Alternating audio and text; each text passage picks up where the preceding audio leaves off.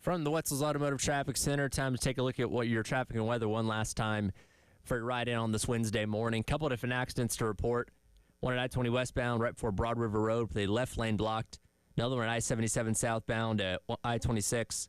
Then Highway 1 near Alpine, I-126 near Greystone, and then Fort Jackson Boulevard at I-77. Rain returning today, scattered showers really throughout the next couple days. High of 76 today, 82 tomorrow, and 81 on Friday. That's traffic and weather from the Wetzel's Automotive Traffic Center on the early game.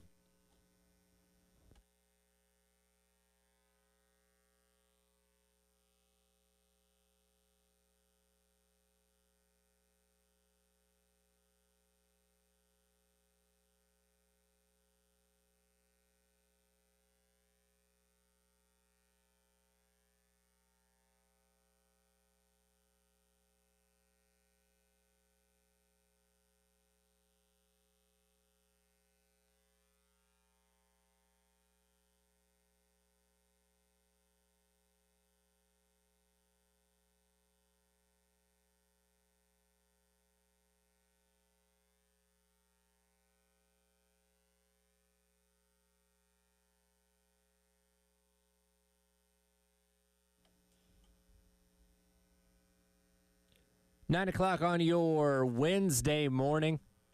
Welcome in. It is the Extra Point. Tyler Head and Jack Veltri along with you. You're going to be hearing a lot of us over the next couple days because not only is Jack, of course, in with me from 9 to 10 every day, but you're going to be filling in for Terry on the halftime show from noon to 3 over the next couple days. So I hope your voice is good and ready. Yep, I think we're all clear. We're ready to go, and yeah, man, I'm looking forward to it. I love being on here, and anytime I was on with Jay for like 30 minutes yesterday, talking baseball and football, and yeah, I'm happy to be on as much as I can. Whenever y'all need me, I'm here. Well, we appreciate it. You have gotten off to an interesting start this morning. Yeah, they can't see it on the live stream. They don't need to see it either. Put your feet up, but you are wearing two different shoes right now. So, yeah, I don't know what happened this morning. Again, I woke up at normal time this morning, got up, got ready, all that stuff. And it's not like I was in a rush or anything. That's not why I'm wearing two different shoes right now. But right. I live in a place where there's not a lot of natural light in the building. So I kind of just I didn't turn my lights on in my room or anything, which even then it's still pretty dark. And I just, I have two pairs of Birkenstocks. One are open toe, one are closed toe, which are the Boston Birks. But I thought they felt the same to me on my feet, and I didn't even realize it. I'm walking to my car, I'm driving here, and then I looked down at my feet when I parked, and I'm like, holy smokes, man. What am I really wearing two different shoes right now? And on top of this, I forgot my computer. I mean, I'm spiraling out of control, yet I feel fine. Yeah. So luckily, I got my phone with me. I did not forget that. Otherwise, I'd be really screwed. I'll say that's your connection to the world. That is my connection to the world. But yes, I am currently wearing two different shoes right now. One of them, basically, one's a flip-flop. The other one is a closed-toe shoe. So well, at least you have something on both feet. Yeah. So there's that. Yeah. I wasn't even gonna bring it up, but I'm like, someone's gonna notice it at some point. You would have been the first to spot it. Well, that's the thing is you walked in and I didn't notice it until you said something. Yeah. So I may have looked at your feet at some point and be like, hey, what's going on here? But you brought it to my attention before I could get there myself. I'd rather admit stupidity instead of someone else be like, oh my God, this guy's an idiot. I guess that's smart. Which I mean, I totally am. But oh my gosh, man, I think it just shows. I think we're all ready to get to the end of the week. Yeah, it's been a drag.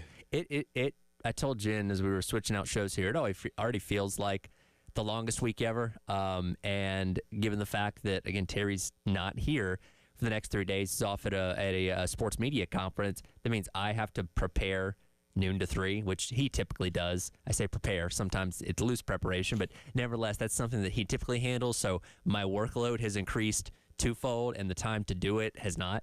So it's going to be a busy few days for all of us. Yeah, but you got me here for an extra few hours. I appreciate that. Yeah, it'll be fun, man. We'll have a good time and talking all things sports. We're going to start here coming up at 9:30 and carry it over into the halftime show later on today and through the rest of the week. Start taking a tour around South Carolina's schedule.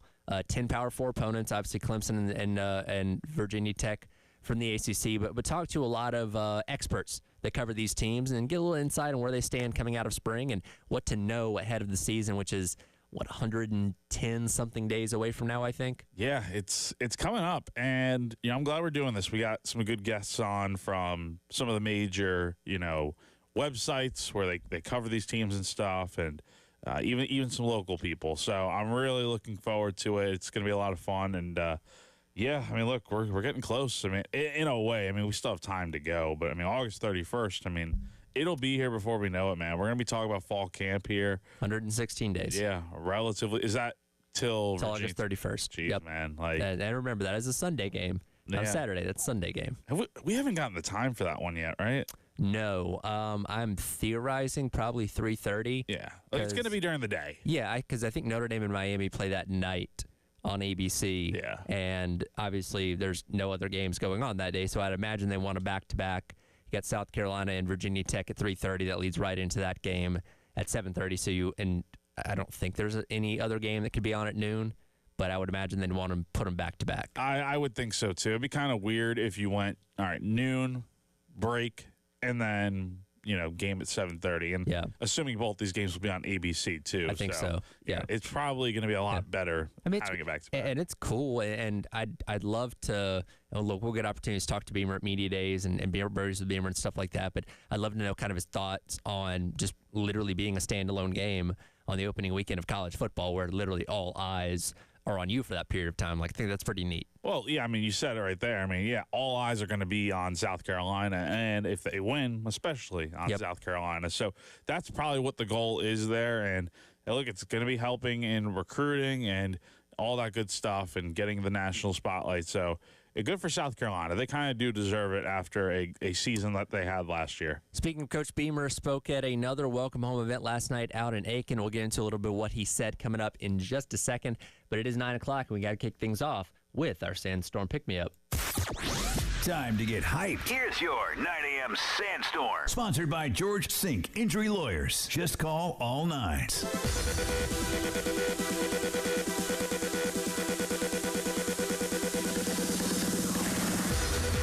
It is time for your 9 a.m. Sandstorm Pick-Me-Up, brought to you by South Carolina's largest injury law firm, George Sink Injury Lawyers. If you've been hurt in the car or at work, call George Sink now at 803 all nines. Again, Coach Beamer last night out at another welcome home event. I believe the next one's not until next Monday, I think. So no. There's one more this week. There's one more this week. Tomorrow. In, is it Greenville? Let me check on that. It's actually a good question. I want to say it's Greenville. And then Monday's Rock Hill. Monday's Rock Hill. Let's see. Let's see. I'm pretty sure it's Greenville is, you're correct. That is tomorrow. Oh, good. So, okay, we will hear from him one more time this week. I'm assuming somebody's going to that. Yes, okay. I do believe someone is going to that. Okay. Well, last night out in the Aiken-Augusta area, and one thing that he talked about was, because, of course, we go into this season with a lot of unknowns at so many spots, and you bring in a lot of transfers, not a lot of them with success at high-level programs. So we still have questions until we see these guys actually get down on the field and produce. And Coach Beamer was asked, does the success of last year's transfers ease the concern of that unknown with this year's crop of guys? Here's what he had to say. Yeah, absolutely. I think, there's some people that we brought in that, Rocket Sanders, when he came in, was 240-plus pounds and wasn't, in a lot of people's minds outside our program, wasn't trending upwards, if that makes sense. D. Knight had been at two schools, like you're saying. Kyle Kennard, coming from Georgia Tech, had a solid season, but they all excelled in their year at South Carolina. So we have great confidence in our development and how we're able to pour into guys when they get to our place. And we say to ourselves, you know what? He's maybe the program that he's been at, they haven't been able to do for him what we can do for him with the people in our building, the culture, whatever you want to call it. And that's certainly something that we have a lot of confidence in. And you look at guys, there's guys at the linebacker position. Sean Murphy comes to mind. I mean, Sean's a guy that was a highly touted guy coming out of high school he is extremely talented. For whatever reason, it just hasn't happened the way he wanted it to at Alabama and Florida State. And we tell those portal guys there's a track record of success at our place where guys have come in, whether it be for 1 year, 2 years, 3 years, and they've played their best football their last season. So we have a lot of confidence in that. We're willing, I don't want to say take a chance on a guy, but Clowney, who we brought in, or George Wilson, the defensive end that we brought in from the portal. Those are guys that they've had a different journey to get to where they are right now, but we have a lot of confidence that in their time with us that they're going to play their best football. That's where you have to put your faith in this coaching staff, for going out there and bringing in the talent that is going to be able to blossom once they get to South Carolina, and to the development piece of it. Because, again, I mean, Kyle Kennard and Demetrius Knight were good players, but nobody saw them doing what they did here at South Carolina. Again, go back to a couple years ago, Juice Wells, really good FCS player. We didn't know if that was going to translate over to South Carolina. He ended up having a very strong when he played for a full season back in 2022. So they have a track record of these guys coming in and being able to be successful. Now, again, you can look at it and say, okay, well, Mario Anderson maybe didn't have the greatest season 2 years ago, and I think you can blame a lot of that on the offensive line, especially when you see what he did at Memphis, this past year. So it's not always going to be perfect, but they do have a fairly good track record of the guys that come in from the portal and end up having good to very successful times here at Carolina. And I think that's why they're able to recruit such good talent that, turns into pretty good players on the field. And the guys that you just listed off there are perfect examples of that.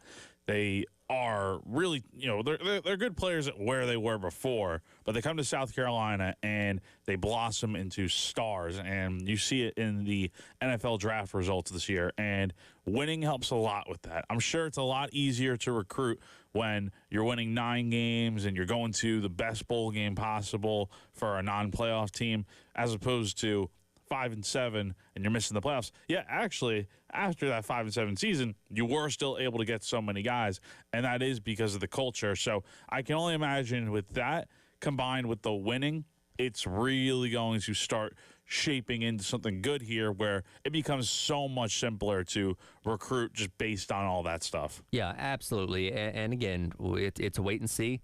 But I think we have a lot of confidence that this crop of guys, and you mentioned, Sean Murphy and Okoronkwo, guys that were highly touted coming out of high school, Jalen Brown, Brownlow Denley, that we know have really high upsides based on what their evaluations were, just a couple years ago, that for whatever reason just have not got the opportunities at their respective places for coming here to South Carolina. I think about a guy like Brownlow Denley, and yes, it's spring practice, so you take it with a grain of salt, but it sounds like he's somebody that turned a lot of heads through practice and scrimmages and spring game based on what he was doing on the defensive line. And that's what you want to see. I mean, this is a guy that was a former 5-star at Texas A&M. He obviously had recruiting interest from South Carolina coming out of high school, ended up going with the Aggies, and now he's here. And this is a big spot, man. Like, so many spots on this team you have to fill, but defensive line is one of the big ones. And getting a guy like Brownlow Dendy in there and hoping that he can be what you hope he lives up to, it's good to see that he's doing pretty well so far, it would seem, and hopefully that carries into the season here.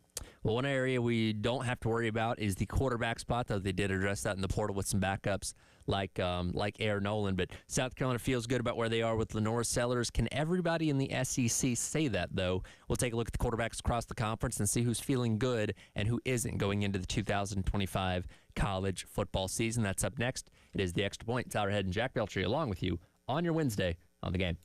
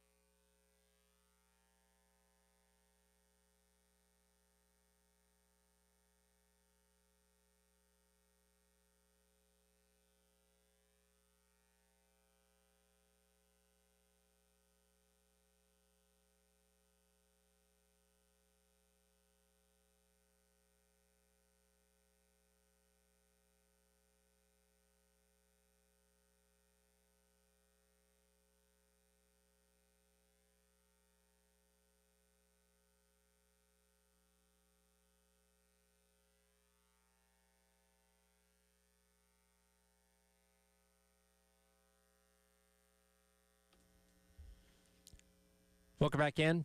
Extra Point. It's our head, Jack Beltry, with you on your Wednesday here on The Game. Baseball back in action tomorrow night, taking on Auburn on the road. Pregame at 7:45 for an 8 o'clock first pitch, where you can listen to here 107.5 The Game in Columbia, as well as 100.3 The Game out in Myrtle Beach.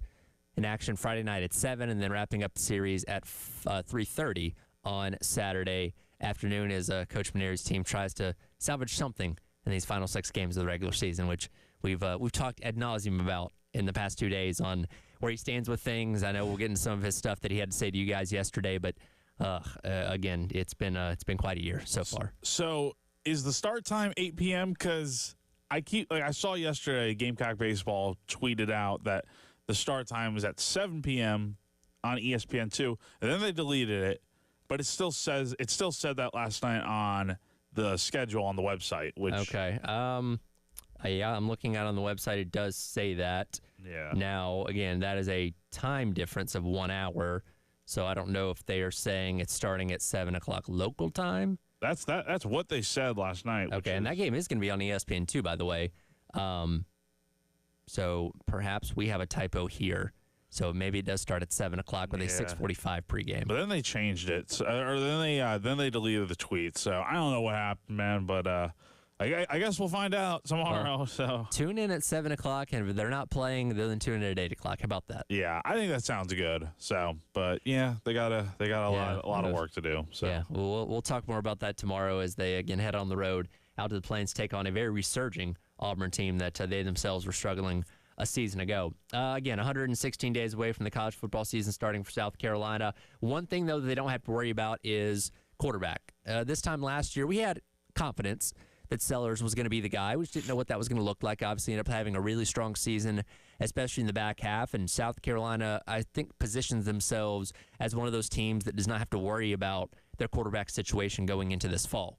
That can't be said about every team in the SEC. In fact, and the Athletic put out their post-spring projections for every team in the Power Four on where quarterbacks stand as of right now. And there's quite a few SEC teams that are on, I'd say, shaky ground in terms of what their quarterback situation is right now. Yeah, and not everyone could be South Carolina right now with Lenore Sellers. Heck, I mean, South Carolina's had to be in these types of shoes literally for the last few years before, you got Spencer Rattler, you got Lenore Sellers, and now you have a solidified quarterback. And a lot of teams wish they had not just a solidified quarterback, but this caliber of quarterback that, in some mock drafts we're talking about as a early potential first quarterback off the board type of pick.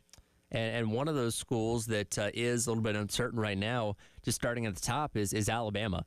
And this is a very odd situation for them going into the season, not really knowing what they have out of a starter, because typically, either they have a guy that's returning as a starter or they have somebody that has been extremely hyped as a backup or coming out of high school that they know is going to be taking over the reins, and usually it ends up working out well for them. Obviously, Jalen Milroe led them to a lot of success in his couple years as a starter there. Based on reports, Ty Simpson is the starter as of right now in a three-way competition with Austin Mack, who transferred from Washington, as well as five-star freshman Keelan Russell. But when I read the line that if they were playing a game tomorrow, Ty Simpson would start, that doesn't instill a lot of confidence in me that he is head and shoulders above everybody else. Yeah, like if we had heard about in the spring or something that he's just like running away with this thing, then you'd have a little bit more confidence. But the fact that it's kind of just seems like he's kind of in the lead right now, but not pulling away yet, that's probably a little bit concerning with your Alabama. And you're coming off a season where you underperformed. I mean, you want to be better than what you were last year without question. Like, you should not be having a 4-loss season in the, I know it's the post-Nick Saban era, but it starts at quarterback and you don't have Jalen Milroe, so the offense is probably going to be looking a bit different in that sense. But, Simpson is, apparently a decently athletic guy, so we'll see how that translates into what the offense looks like. You still have a ton of studs out there in that offense with Ryan Williams most notably, but going to be interesting to see who wins that quarterback battle.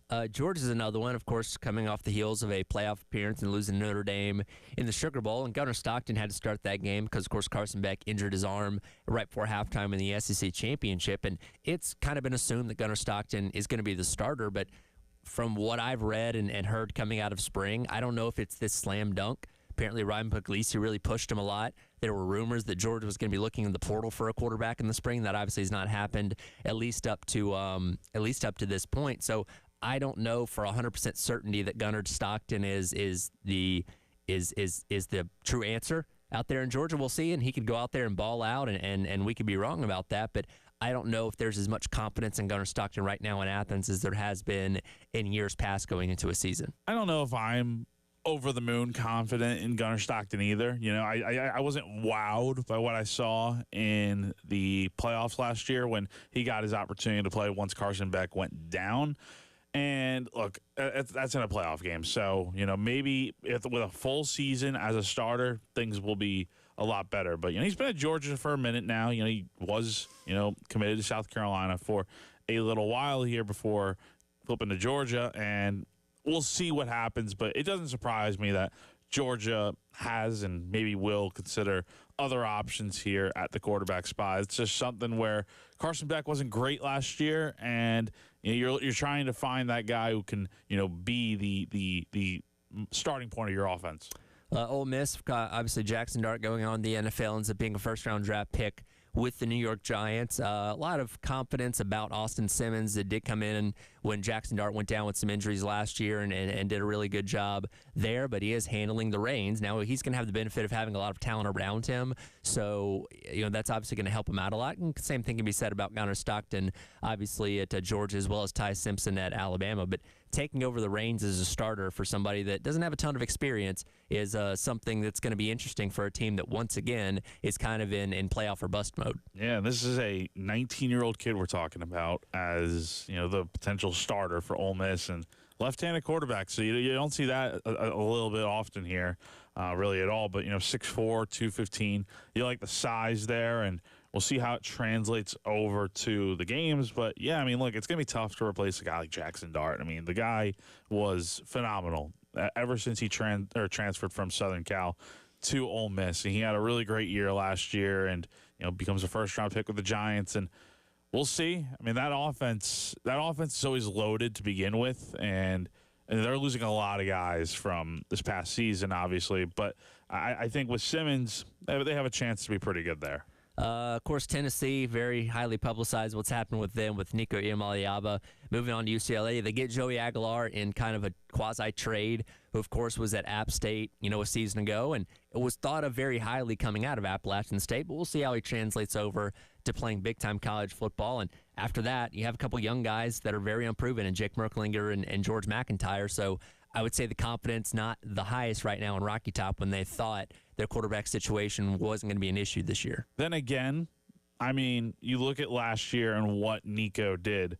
Was he really that impressive to where it's like, man, we could run it back with him and he'd be so much better this year? That's possible, but I mean, I wouldn't be feeling great if I were a Tennessee fan with Nico back, but obviously that's not the case. And you're right, you get a quasi trade with Joey Aguilar, who was at App State, transferred to UCLA, then they get Nico, and then, of course, Aguilar goes to Tennessee.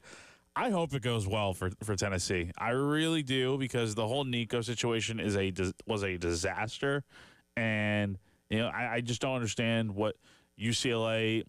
Their offense is not going to be better than Tennessee. So the system you put a guy like Aguilar in, assuming he's the day one starter, it could work out pretty well to where it's like, okay, some of the passes that maybe Nico was missing on last year, maybe a guy like Aguilar can hit on them, but we'll see. Lastly, Texas. Look, we all know about Arch Manning. 5-star, famous family, projected to be a top pick in a lot of people's mock drafts. We've not seen him play against a lot of high-level competition. When we've seen him play against low-level competition, he's looked great. But like the Georgia game last year, he didn't do any better than Quinn Ewers did. So how good can Arch Manning be? I would say the concerns levels is certainly not high, but what if he ends up being a dud? I mean, that's a possibility that I don't think anybody in Texas wants to see, obviously. But again, we've seen plenty of guys come in highly touted and end up flaming out. I don't think that's going to happen with him, but we just haven't seen enough of a sample size yet to know. I don't think it's going to happen with him either. I think he's going to do just fine, but again, you're right. There are a lot of question marks as to what this looks like. And with a guy like Arch, we've heard for years now how he's going to be a star, and he had to sit 2 years behind Quinn Ewers, and he played a little bit last year, but like you said, not a full sample size. So assuming he is the day one starter, and I mean, I'd be shocked if he wasn't, and he probably will be. He's got the starting job on lock. There's no doubt about that. Yeah. I mean, you did not, basically push Quinn Ewers out the door when you have a guy like this waiting. Like you're not doing that for no reason. So I mean, Arch is going to be the guy, and we'll see how it translates. I just wonder how people have their expectations for him. Like, what are the stats that you have in mind for a guy like that? That's that's kind of how this whole expectations thing is going to work out. Yeah, well, we'll see what happens. We'll start our tour around South Carolina's upcoming opponents with number one start the season August 31st in Mercedes-Benz Stadium as we talk Virginia Tech football with Connor Mardian, who covers Virginia Tech for Sports Illustrated. That's coming up next. It is The Extra Point. Tyler Head and Jack Beltry along with you on your Wednesday on the Game.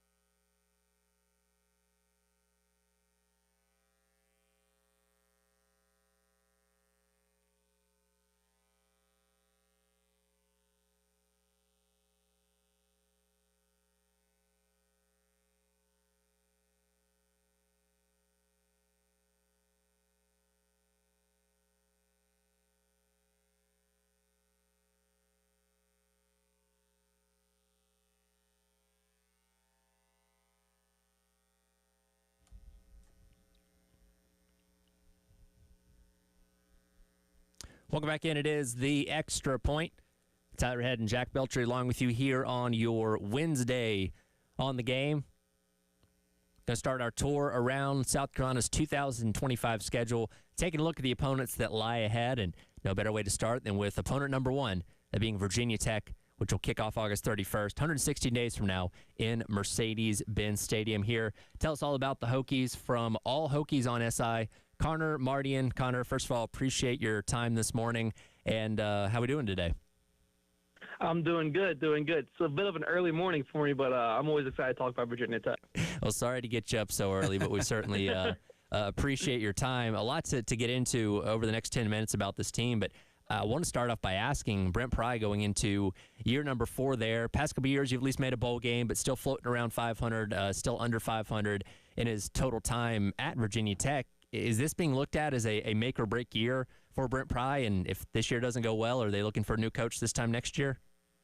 Yeah, it's always interesting to hear because living in Virginia and going to Virginia Tech, I feel like, not everyone knows exactly kind of how we feel about Brent Pry. They have their own opinions. This is certainly a big year. And, when you look at kind of the reshaping they did this offseason, 30 incoming new players, 30 leaving players, it's a lot riding on this season, and I think going into last season, everyone, at least in Blacksburg, thought, hey, we're underdogs, and to go 6-7, it was pretty rough. So there's a lot on this year for sure.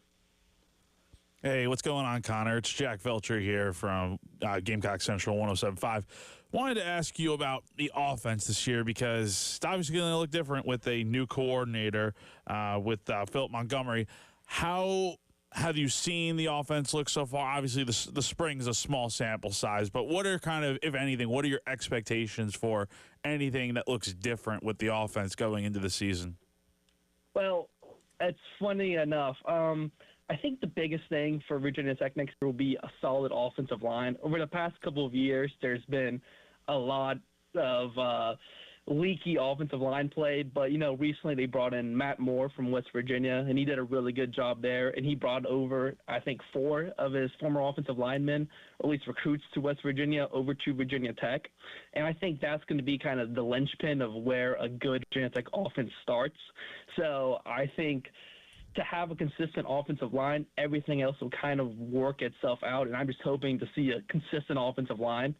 And I think in terms of quarterback play with Kyron Jones, they brought in Philip Montgomery, and he actually recruited Kyron Jones out of high school. So I think there's a good connection there, but I don't know. To me, we've seen good offenses, but I don't really think they're going to work at Virginia Tech without a solid offensive line, no matter who you have in the backfield. Again, talking to Connor Mardian of All Hokies on SI, and going back to that relationship between Philip Montgomery and Kyron Jones, I know you wrote about this the other day, that you're kind of expecting Drones to be able to throw it down the field a little bit more, given what the Philip Montgomery offense is. That's kind of a strength of his, of having a little bit better arm. Like you said, everything boils down to the offensive line, and we know certainly here at South Carolina, if you don't have good protection up front, you can't do a whole lot. But is that the hope that Montgomery can get a little bit more out of what Drones' skill set is? Yeah, I think so. I think it will be a lot more details. I think in Drones' first year, he did a really good job throwing long passes. It was to Daquan Felton for the most part, who's now obviously in the NFL. But I think the best of Drones, what you saw is when he was able to reel the ball 30, 45 yards. And last season, they really kind of got away from that for the most part, and that's really why, in my opinion, had a pretty unproductive season, that combined with the injuries. So if you get him at more of a place where he's able to space defenses out with those long balls, then hopefully you'll be able to see a productive season like you did in year one. Let's flip over to the other side of the ball real quick. What are you expecting from the defensive side for the Hokies? Yeah, well, this is really interesting. Honestly, I know a lot more just in football in general about offense and defense, but, they brought in Sam Sefkis, who was the Arizona Cardinals linebacker coach. He's now defense coordinator, and with this portal, a lot of the guys they brought in were on defense. And one of the things that I saw a lot of pre the spring game is players shifting possessions. One of the guys really like James Johnacam from Eastern Michigan. He actually came into Tech as a linebacker, and then they almost immediately moved him over towards the edge. And a lot of guys that they're bringing in now, they spawned in a linebacker from UNC, actually. I think it's going to be a lot of moving around from linebackers, almost in the secondary. And I also remember when Pry kind of introduced Sefkis, he said that he liked Sefkis because in Arizona they kind of played with like 3 safeties, and they had a bunch of versatile sets. So it's hard for me to gauge exactly what's going on in the secondary and the linebacker core, but I expect it to be a lot of weird stuff or a lot of interesting stuff to say the least. Well, and that's the interesting thing about, last year's team, despite being a 500, in the regular season, they actually did have a pretty good defense. When you look at their numbers across the ACC, they're top 5 or close to top 5 in a lot of categories. It was obviously the offense that couldn't score enough points to make those games interesting, but defense wasn't really a problem for this team last year, right? No, it wasn't. And, the funny thing is that in Pry's first year, he handled the defensive play calling in every single game, barring the Liberty game.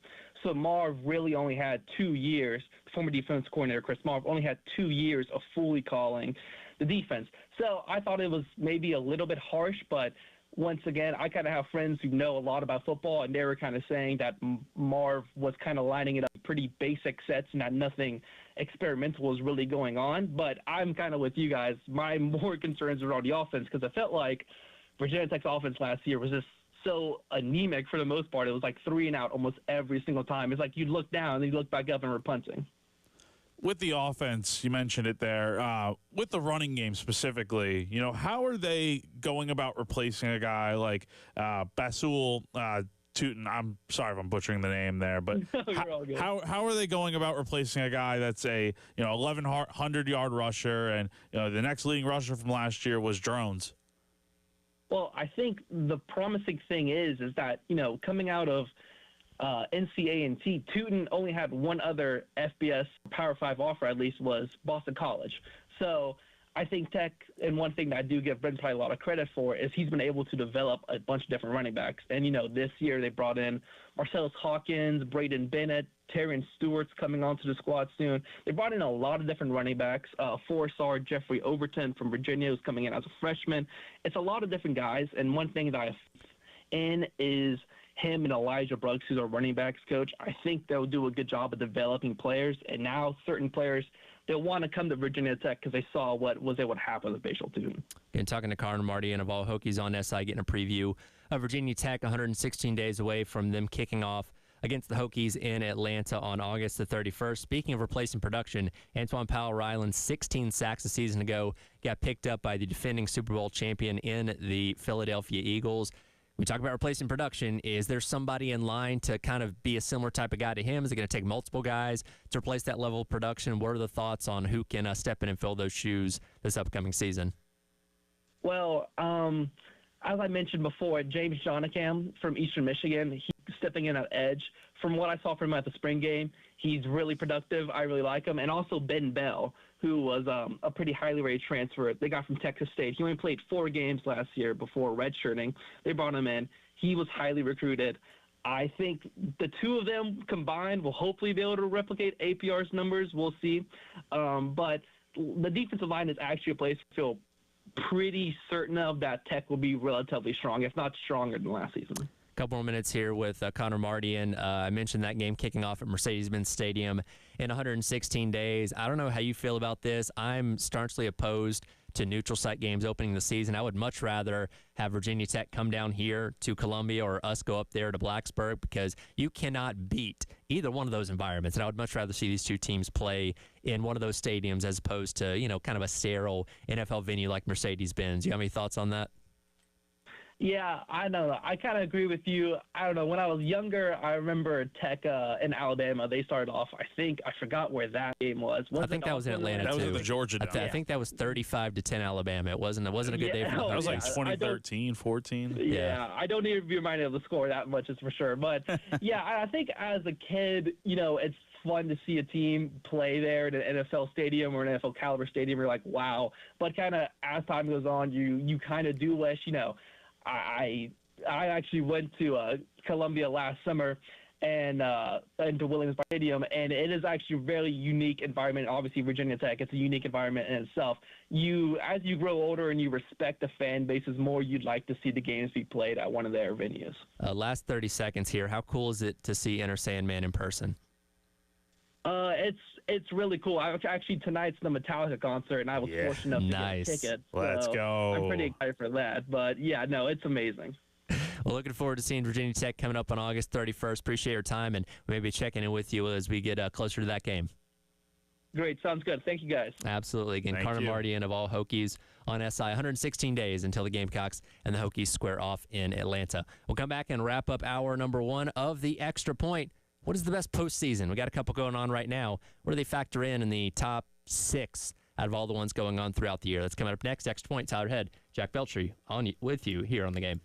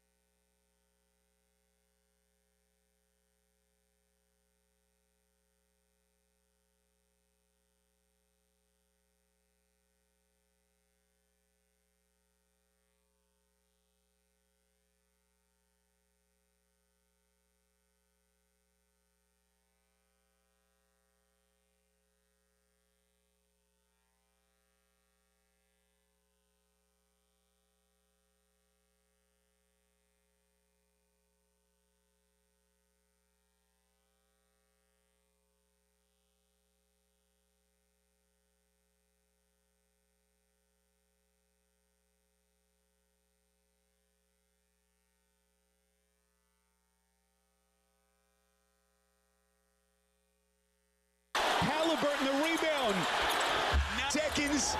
They do have a timeout. Carlisle's going to let him play. Halliburton steps back and hits. Tyrese Halliburton trying to take Cleveland's heart. And it is over.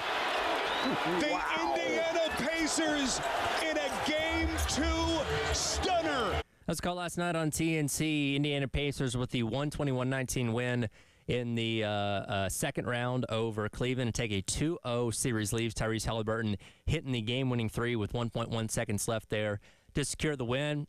Look, NBA playoffs have been fun, man. I don't know if you're into it as much as a lot of other people, but it's been a pretty thrilling couple weeks so far for the NBA playoffs. I'm definitely not as into it as the other sports. However, I did have it on, though, last night, and I was shocked that the Pacers ended up winning that game. Like, the Cavs were – I was watching most of the first half. The Cavs were looking pretty good. And, they have home court, man. And they had a 14-point lead going into the fourth last night. But you never know, man. The playoffs and a team that's hungry, like the Pacers are. Sure. I mean, this is – this is a team that is really shocking a lot of people right now. So if we're ranking the top 6 postseasons, and that'll be NFL, March Madness, college football playoffs, NBA, NHL, and MLB, like what's your 1 through 6? How do you order this list? It's very tough, to be honest, because they're all very, very good in their own ways. But for me personally, I'd probably go – honestly, I would go 6, probably – I hate saying it because it's pretty good.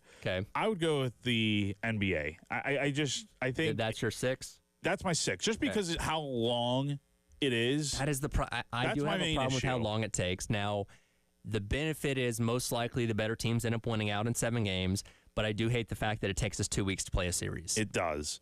Now, number 5, this is me just being biased. All right. NHL. I love hockey. Do not get me wrong. Hockey is, I think, one of the more entertaining sports to watch just because of how quick it is. But when my Islanders aren't in it, I'm hardly watching. They did get the number 1 lottery pick. They did get the number 1 pick, so I'm hype about some that. Anticipation for next year. But I remember watching the back-to-back years where they made it to the Eastern Conference Finals.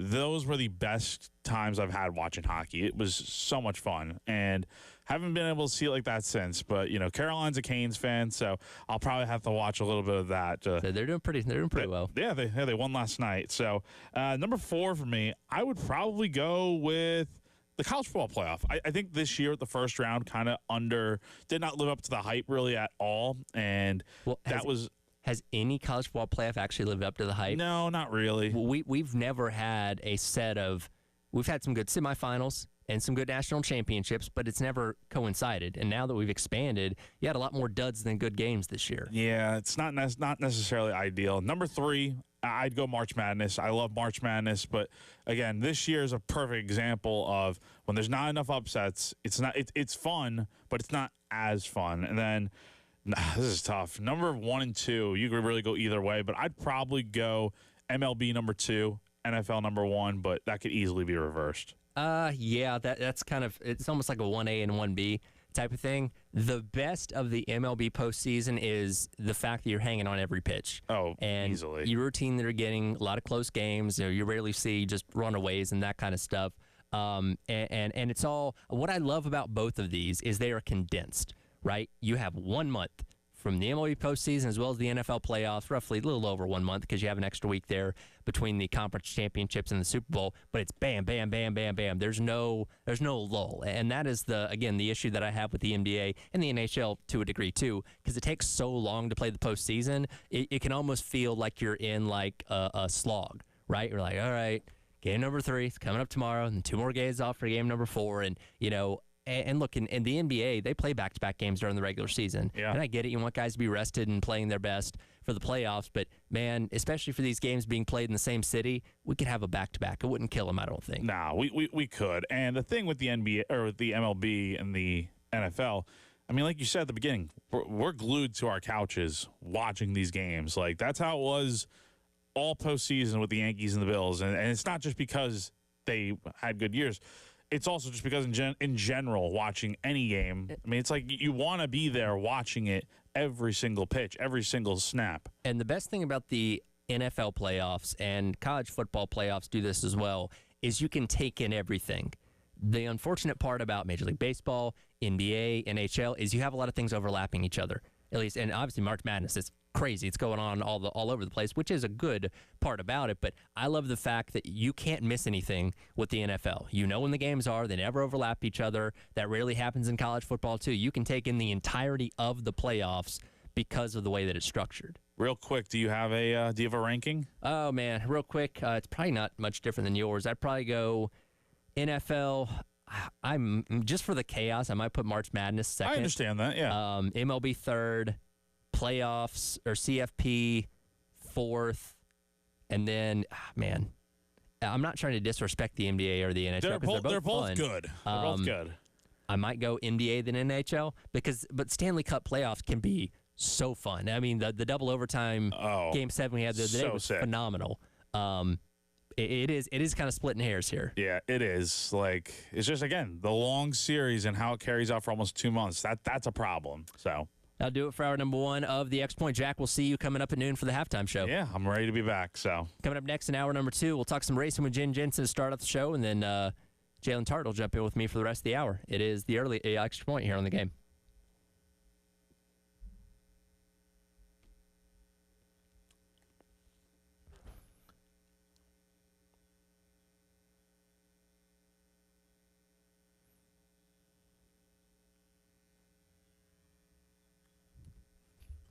It's hour ahead here for our friends over at Twin Peaks, right down the street from us here in the Vista. In case you were not aware, Mother's Day is coming up on Sunday, May the 11th.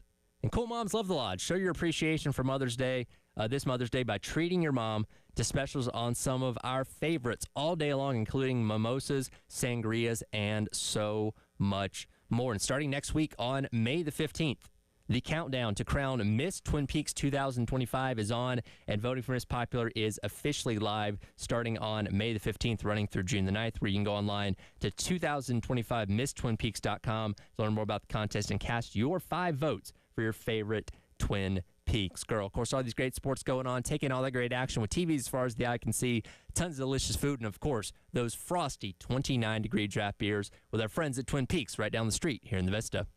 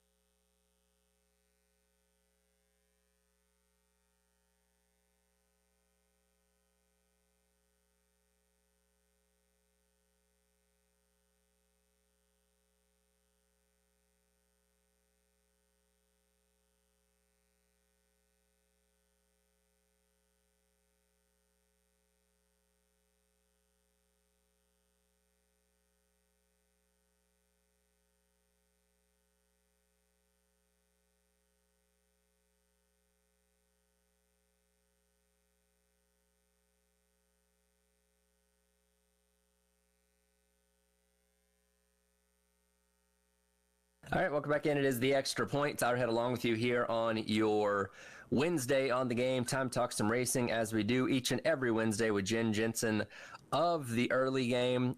Jen, I feel like it's almost become expected at this point. NASCAR heads to Texas. Expect a lot of chaos. Chaos ensues. Did we get a lot of chaos on Sunday?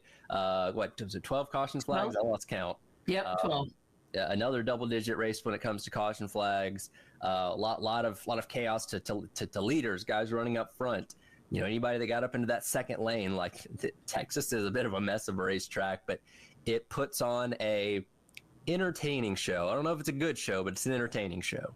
And I think over the past few years, because I know as far as the crowds were concerned, back in 2021, somewhere in there, the crowds weren't nearly as good as they are now. I think the racing is better. The fact that it's down to one race a year may help a little bit as far as driving some of that. But as far as, it seemed like turns 2 and 4, 2 is where that really nasty bump is, isn't it? 3. Three? Okay. 1 and 2 is what they flattened out back in 2017. Okay. They tried to make it kind of like California Speedway, where you could go bottom to top, and the top never came in. So everybody just kind of runs on the bottom now, and they put all the sticky stuff and the VHT on the upper lanes, which kind of ruined that part of the racetrack. It's really a mess of a racetrack when you think about it. Yeah, and it seemed like where you might get caught between like 1 and 2 or something like that, it seemed like 4 kind of came into being an issue. I mean, it was just, so basically the whole track was just an issue all along. But when you have bumps like that where Kyle Busch gets, spins himself out from hitting that, and it was a chaotic race, but that's kind of what you want. So that for the fans, I think that's good. Yeah, I think you have to balance chaotic with, quality racing as well. Because again, very chaotic. If you like wrecks and spins and things happening left and right, then that was certainly for you. I don't know if the pure racing element of it was necessarily there. Very tough to pass. Again, you only have one lane to make moves in. So I think a lot of work can be done at Texas. But like you said, a lot of fans showed up for it. Looked like the best crowd they'd had in a couple of years. And I think I saw the ratings were even up a little bit compared to the Texas spring race a year ago. So something's going right. I do think at some point a decision has to be made on what you're going to do with Texas. It's been rumored to get some kind of update for a couple years now. I keep hearing the Atlantification. Yeah. I'm not in support of. I think Atlanta should stand on its own as a unique thing. Honestly, I think if you just repaved it and made it symmetrical where you have both turns be the same, I think you'd have a great racetrack. Will they do that? I don't know. Speedway Motorsports, who owns Texas Motor Speedway, has been known to do some radical things. So nothing's out of the realm of possibility, I guess. No, absolutely. And I mean, you can get some good speeds there. And again, I think if you just get to where you can improve the passing, still have some chaos there. But yeah, the passing is definitely something that needs to be worked on to make it a little bit better. But to me, it was better racing than it has been. So we're, like you said, headed in the right direction, maybe. Well, and I think we've obviously known, and we're going to go to Kansas this weekend, which is one of the best tracks for the next-gen car, because you can run multiple lanes. You can go bottom to top, and when you don't have to follow behind the car in front of you, you can pass, you can make moves, you have great finishes, all that kind of stuff. So I hope that's kind of what their thinking is if they do end up repaving or reconfiguring Texas in the next year or so, that you kind of go off that, because, again, that's what puts on the best show with the next-gen car. And I hope all tracks that are looking to make changes kind of think about that. Yeah, I would agree with that. I enjoyed Kansas a whole bunch, and I think that ends up being a sellout race, and I think it's the kind of racing that we want to see. So fingers crossed that we have a good weekend in that respect, and I'm sure that Texas is looking at all kinds of tracks to kind of figure out what they need to do to make theirs better. Well, amidst all the chaos, after getting disqualified after what would have been his first top 5 a week ago, Joey Logano comes out on top after got a crazy pass on the bottom of the backstretch to go by Michael McDowell, who would end up wrecking himself just a couple laps later. Logano holds off the charge of Ross Chastain there at the very end, is able to get his first win of the year, first top 5 of the season, the farthest a defending champion has ever gone into a season before scoring his first top 5. And despite a rough start of the year, he's now locked himself into the playoff. Yeah, I mean, who would have thought that starting 27th that he would end up winning that race? But it was interesting to see who kind of came up at the last few laps or whatever. Like, where did Chastain come from? It seemed like after every restart, he did progress a little bit and did advance, but just to see him up there, kind of in contention, and great race for Michael McDowell. Like I said, he just got a little too aggressive to really hard charge because he had only had 2 really good tires. But I mean, hats off to him for a great run as well. And Hocevar getting the pole, my goodness, and then ends up taking himself out later on. But a lot of fun aspects really to that race, unexpected things. Yeah, the win was certainly in doubt until the very end, which does make those kind of things fun. Quickly on Hocevar, and again, they have great speed on Saturday and practice and qualifying, and again, sat on the pole for the first time in his career. He's going to win a race at some point this year. I feel pretty confident in that. Very talented kid. Does make mistakes, still very young. We have to remember that. Yeah. If he can clean those kind of things up, I think he's going to be a consistent winner for a very long time. And Inspire is obviously not the best equipment, but the fact that he ran the top 5 like all day on Sunday before crashing. So he's got the speed to keep up and stay up there with some of the elite teams like Hendrick and Gibbs and Penske. And once he kind of gets his footing under him a little bit more, he's going to be a force in the Cup Series. That's for sure. Oh yeah, because he is good and aggressive. That I think he kind of is maybe a Kyle Busch of sorts or whatever. Like he's not afraid to put his nose in there and not afraid to maybe make people mad. But I think he also listens when he's talked to by veteran drivers or whatever. So there are still learning curves, but yeah, he's a solid driver and he's a big boy to get into a car. Very tall. Yep. Yeah, it's crazy. So it's kind of fun to watch him. But he has a good personality. So I think overall for the sport, he's going to be a good one to have in the Cup Series. Getting back to Joey Logano, of course, a week ago when he got disqualified at Talladega, he had an inadvertent beef with Chipper Jones, of all people, who was calling him out for the way he talked about his teammate Austin Cindric for not pushing him to a stage win. Well, his tone changed this weekend because after the race, he did congratulate Joey Logano. Saw a picture of Logano wearing a Braves hat after the race. They seem to be on good terms now. Again, the Braves are doing that game at Bristol Motor Speedway later on this year. So I imagine Joey and Chipper will probably cross paths at some point, maybe Atlanta coming up here in a couple months. So I guess good to see that those guys are back on a good page now. Yeah, I was sure worried about whether or not they were going to get along. But no, it's been kind of fun to have a little bit of cross promotion there and whatever. So I think it'll be fun to see what happens in Bristol for sure. And somehow I have a feeling that Chipper may end up on a pit box or something or in a pit box or something like that. Yeah, I think it's cool. I think it's cool when, athletes from other sports or celebrities, that are really interested in the sport. Like, it's one thing to have somebody, hey, they're showing up to promote a movie or whatever, but like Chipper's an actual diehard fan. You know what I mean? It's cool to see him engaging and, hey, even coming after a driver when he thinks he's in a wrong. So, because like we all think those things, right? Right. We can all tweet them out and say those things, but we don't have as much pull or as much attention as, a Hall of Fame baseball player. No, my following on Twitter is not nearly what Chipper Jones's is. So yeah, people don't care quite as much what I have to say. So I agree. I think it's fun, and it just brings another audience and somebody who may have not even thought about watching a NASCAR race. Hey, Chipper Jones is talking about this. Oh, I should check this out. So who knows? Yep. Very, very neat. More eyes. We got some news yesterday that I feel like we've touched on a little bit as the rumors are kind of circulating, but NASCAR officially announced that Homestead Miami Speedway will be getting next year's championship race in 2026. It was the place that hosted the season finale from 2002 all the way until 2019. It's regarded as one of the best tracks on the schedule. Obviously, we just went there a couple weeks ago, put on a really good show in the race that Kyle Larson won, and just really fits the next-gen car well. And unfortunately, as we continue to try and figure out what to do with the shorter tracks, Phoenix just hasn't put on that great of racing. It's hard to pass, all those kind of things. Just does not complement the next-gen car for the type of racing that puts on the best show, and Homestead certainly does. So I didn't see anybody between drivers, fans, media that was upset about this. I think we're all collectively excited to see the championship return back to Homestead. No, I agree with that. And then moving forward after that, what's the plan? I know they said they're probably going to do a rotation, but I don't know if they could set the rotation yet, because I know they're also playing with the playoff format, and that may change. Yeah, so they did say that Phoenix would be a part of the rotation, and it would be along cities of high value, essentially like destination type of places. And obviously, considering the fact the championship race is in early November, you have to think about weather too. So they're not going to run like Michigan or New Hampshire or Pocono. Right. I mean, because Kansas would be great, but obviously you can't run Kansas in November. Not so good. Probably not a good idea. So a lot of the speculation I've seen is obviously Homestead, Miami, Phoenix, Nashville, probably Las Vegas. Places like that. They're kind of those destination type of cities. Again, if you can figure out Texas, maybe you go there if the racing can improve a little bit. Because that's, again, Dallas-Fort Worth area. But NASCAR's kind of trying to go the Super Bowl approach where you have different cities hosting the championship every single year, which I'm all in favor of.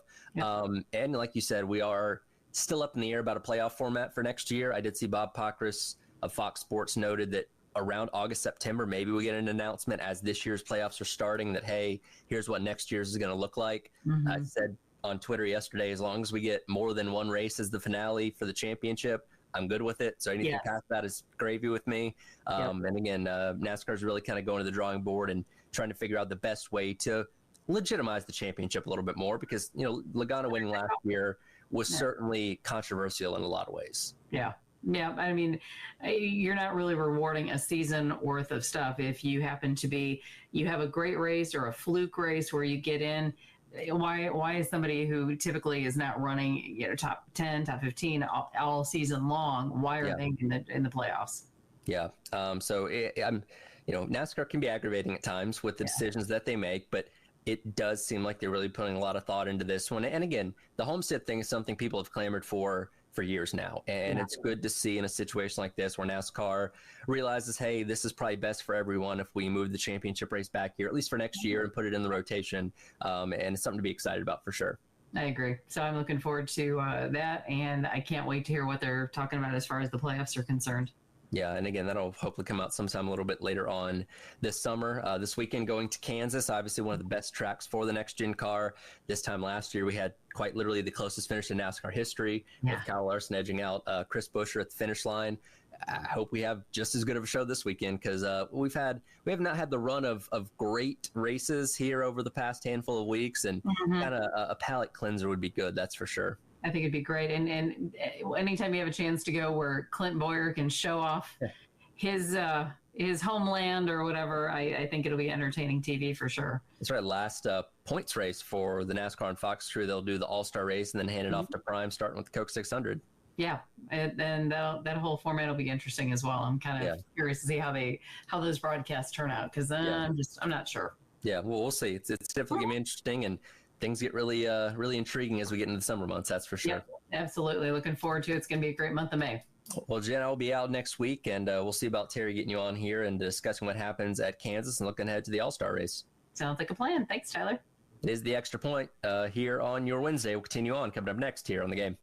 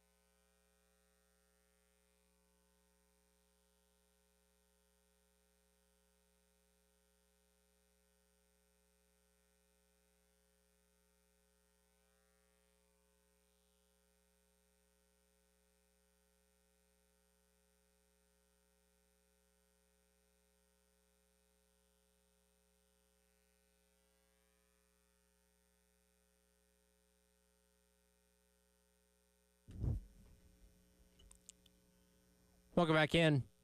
Extra Point. Tyler Head, Jalen's Hart hopping in here with me as he does each and every Wednesday. All right. You got to let us know. What's the shirt today, man? Listen, I had to rep Outkast today because they were inducted into the Rock and Roll Hall of Fame last week. Yep. Andre 3000 had a phenomenal piece in the Met Gala on Monday with a piano on his back. Very, very good piece. So I had to represent them of them getting in the Rock and Roll Hall of Fame last week. So shout out to Outkast if you're listening. I love y'all. I thought Andre 3000 was just playing his flute on street corners in Japan. I didn't realize he'd made it back to the States. I personally, when I saw the outfit, I was just like, okay, he literally has a piano on his back because he is the music. Like, the music he carries on his back. Like, he's carrying the industry. That's how I thought about it. That's a good way to look at it. I don't know if you've ever seen, so the Braves, because, of course, Outkast's from Atlanta, the Braves will do an Outkast night every single year. Like, Big Boy's a really big Braves fan, and he'll be there, he'll hop in the booth and all that kind of stuff. And they have those two in a car on a bobblehead that they the convertible from I forget what music video that was. It's so many. Yeah, but it's those two. They're wearing like Braves gear, and they do the bobblehead giveaway usually like once every single year. Yeah, but they at least have one Outkast night a year for the Braves. But yeah, it's a lot that happened. I know I was off last week, but it was a lot that happened over the span of the course of 2 weeks. But, man, I'll just say, just to give a quick take on this, I feel very bad for Pittsburgh Steelers fans. So that's actually news that came out a little bit earlier on this morning that Steelers are trading away George Pickens to the Dallas Cowboys. And, look, as talented as George Pickens is, and he went to Georgia, I was there when he was playing there, so we covered him plenty.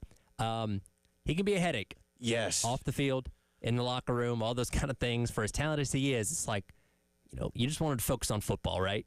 And, Mike Tomlin obviously dealt with plenty with Antonio Brown, as we came to find out after his time with Steelers was done. And he certainly had another kind of situation like that with George Pickens. I personally see him as like a mini Antonio Brown to an extent because he's very, very talented on the field.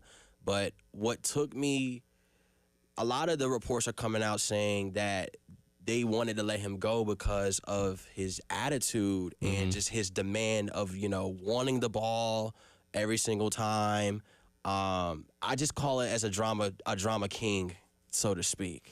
But we can get into that later. I just wanted to touch on that. I mean, I think it's news in the morning, so we didn't have it in our rundown, but certainly something that is noteworthy when it comes to the comes to the NFL. And again, now Dallas kind of has their number 2 receiver. Got CeeDee Lamb, you got George Pickens now, and again, how does he handle himself in Dallas? We'll see. I mean, that's going to be interesting because Micah Parsons is kind of the same way. He has his own podcast that he does every single week, and then you perform, and then you have Dak Prescott, who is kind of the floater of the team, where you're very, very good, but you also want a lot of the attention is surrounded by him. Yep. Then you add a first-year head coach. Like, how do you deal with all of these mega personalities on your team, both on the offensive side and the defensive side? They're still not going to be better than Philly. They're still not going to be better than Washington, in my honest opinion. Yeah, well, that's why coaches get paid a lot of money, and good luck to Brian Schottenheimer for dealing with that now. But yeah, news of the morning with Steelers trading away George Pickens for a 2026 third-round pick, a 2027 fifth-round pick, and then a 2027 sixth-round pick as well. So we'll see how that plays out in Dallas. Somebody that's not a massive personality, somebody that is humble compared to somebody like a George Pickens, is Lenora Sellers. And we, of course, know a lot of hype going into this year when it comes to Sellers taking the reins for the second year, which hopefully can be a great year, and he can go off to the NFL after this season if it's good enough. And Coach Beamer last night at the Welcome Home Tour event out in Aiken was asked how he thinks Sellers handles the hype that is going to be surrounding him going into this year. Here's what Coach Beamer had to say. I think he's some guys I would worry about. He's as level-headed and grounded. I mean, it's funny. I was telling somebody the other day, it's college athletics. 2025, he went with me to Florence for the Gamecock Club event. And he obviously, he's at the Gamecock Club event. He's in Florence. It's his hometown. Part of revenue sharing and the money they're able to get from NIL is being able to do events like he did in Florence. So he's over there in Florence for that. But then the very next day, he's texting me, can I reach out to the academic people because he missed a class that the professor didn't excuse him to be at the event in Florence. And I'm like, this ain't college football 2025. I got the player signing autographs at an event for NIL, but he's also got a professor that he missed a class. And then, he's such a great young man. Even yesterday, he's doing an internship this summer. And he texted me yesterday, hey, can you send me basically the schedule for the summer? Because the place that I'm doing the internship for, they need like the dates and the times, and I'm going to be available and things like that as well. So no, he's as grounded as can be, and it's cool to see. But I've talked to him, or not necessarily specifically to him, but some of the other guys, that all that stuff's great. But the best thing you can do is go play good football this upcoming fall, no matter who it is. And we'll have those conversations even more so as we get closer to the season. That's been a cool thing to see with Sellers and his rise to fame, really, because he was a relative unknown this time last year. I told the story before, but he's from Florence, so he goes out to Darlington. And last year in the spring, this was May of last year, I saw him at the track.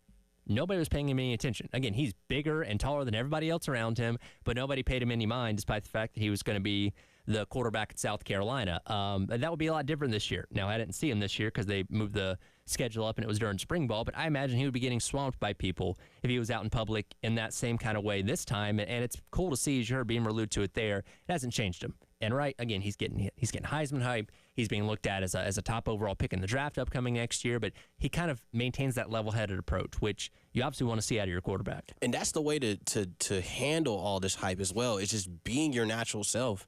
I mean, for you to go back to your hometown in Florence and to do these events, we're literally watching him growing up in front of our eyes, into him transforming into a young boy into now being a young man, handling, getting an internship and doing multiple things at one time while also being the star quarterback of a great SEC football team. And I like seeing that from him, especially him being from South Carolina. I love seeing him strive. He's not really a distracted player where he is getting into a whole lot of different things. He's just being himself, and he's focused on what he needs to do and to reach out to the community to help the program and to also, play outstanding football on this upcoming fall. Yeah, and he donated $16,000 to South Florence High School last week in an event going on out there. So he's obviously paying it forward, and again, I don't know how many millions of dollars he's making as the quarterback, but he's making quite a bit. And again, he hasn't let the fame and stuff go to his head. And again, every time we hear from him, he seems laser focused, and no indication that this year can't be even better than last year was for him. And he's also setting the examples, not only just in his hometown, but just people across the country. It's like, you can be this big-time quarterback, but also, get back to the community and do great things within your program. So great job by Lenoris for doing, representing the program at the high standard that it is right now. Yeah, absolutely. And, can't wait to see what the season is going to be for him. He's going to have to do a little more heavy lifting because, again, there's questions around him, what the offensive line is going to look like. We don't know about the running back situation because Faison has still not been ruled eligible as of yet. Beamer expressed his frustration with that. The other day, his top target from a year ago, Josh Scheinman, is gone. So what's his rapport with the tight end? So especially early on in the season, he may have to do a little bit more to kind of bring things along as he kind of gels with those teammates as the season goes along, hopefully. And I hope that's not the case. I do hope that a freshman does break out on the scene and introduce themselves, with their playmaking abilities. It could be the wide receiver that they recruited, the tight ends.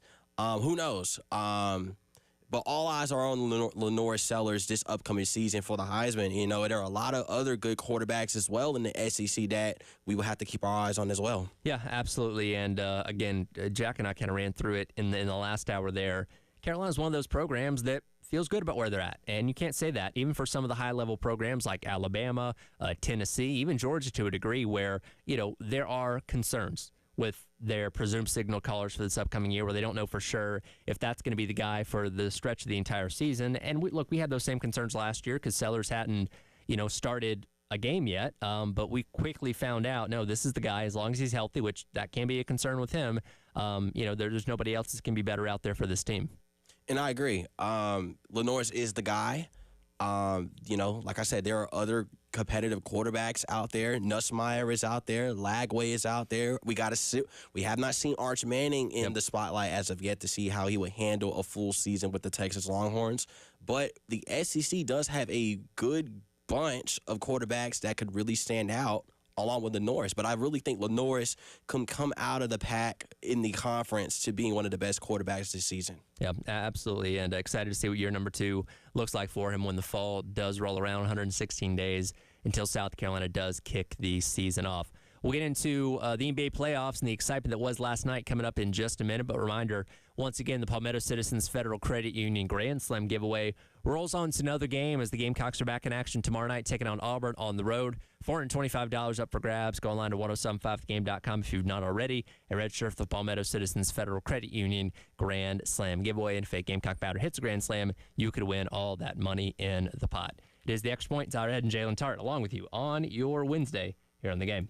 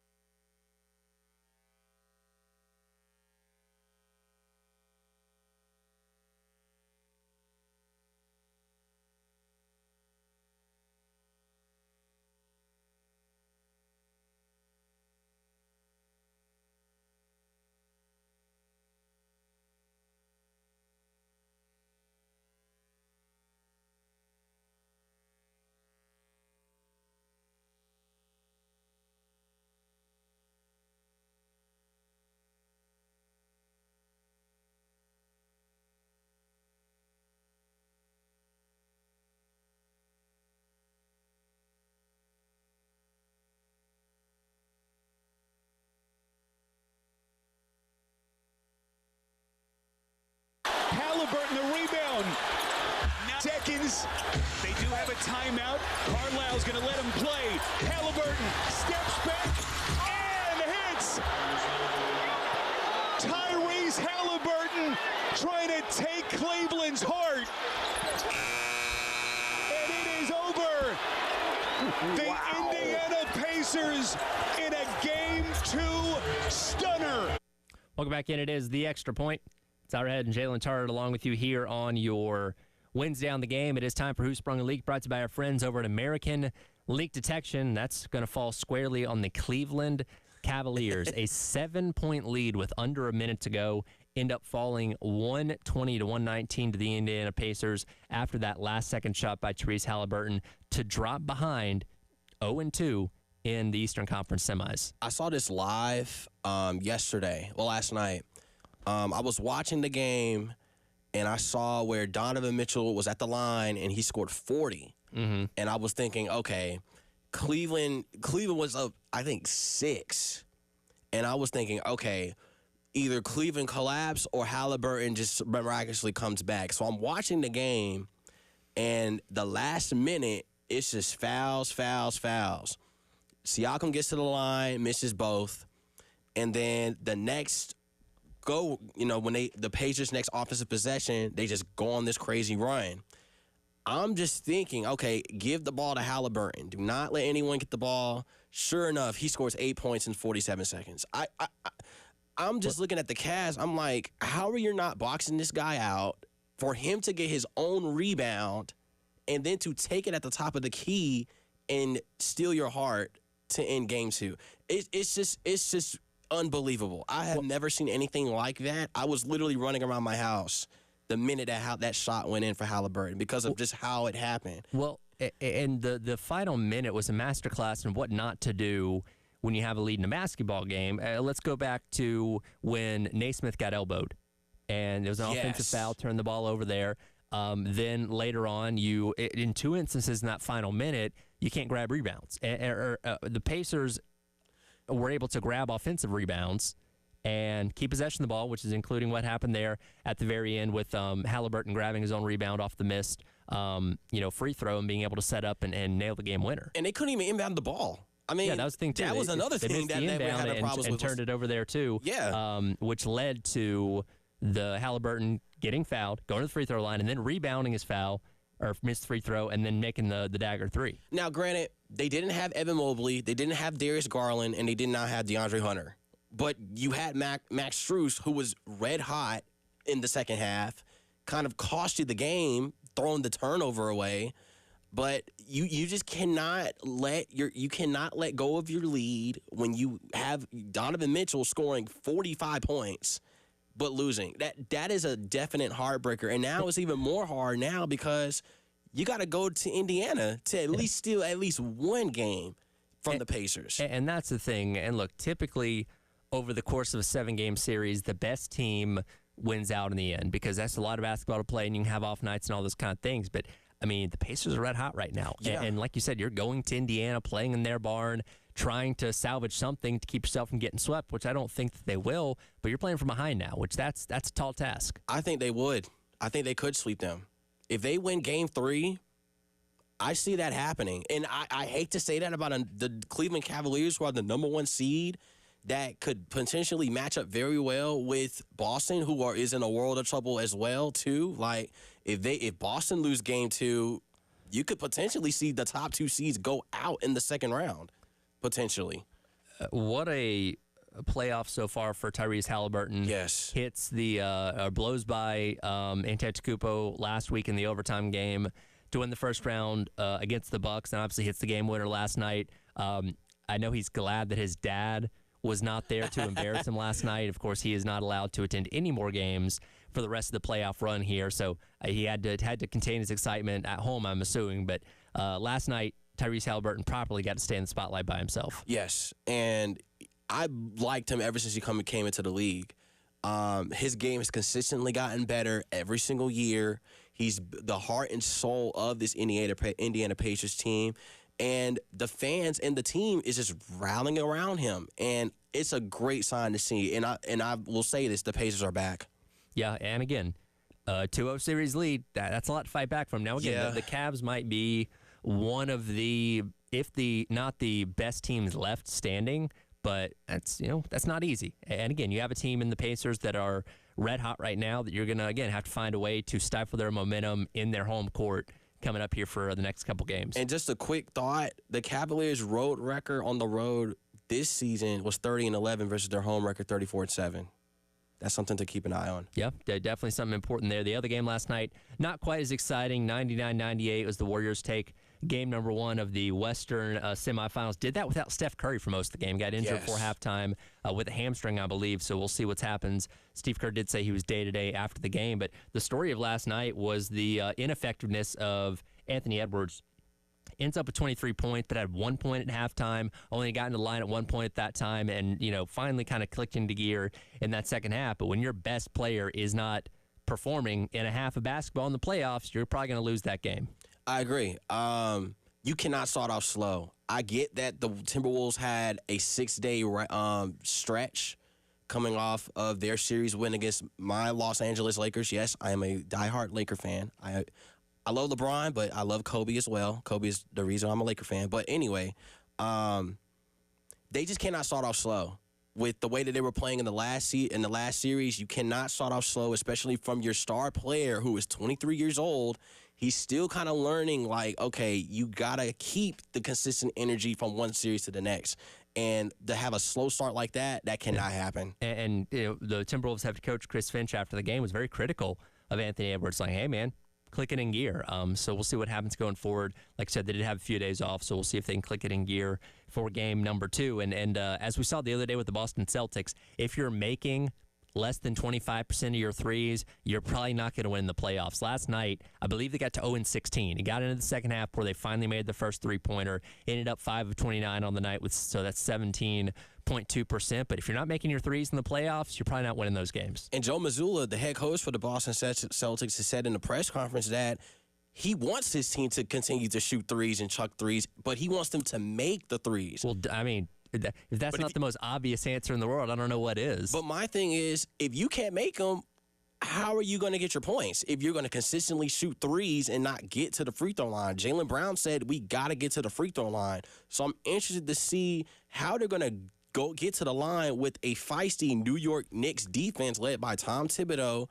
And honestly, Jalen Brunson, to me, other than Halliburton, is playing really, really good basketball in these playoffs. Yeah, that's honestly a great debate between Halliburton, Brunson, Jokic. Like who's playing the best right now in the playoffs? Because you got a lot of guys that are making strong cases for that. Yeah, I mean, I love what I'm seeing from Brunson, and he's not 100%. That's the other thing about this as well. He was hobbled coming into a physical series against God, I forgot the team they beat that quickly.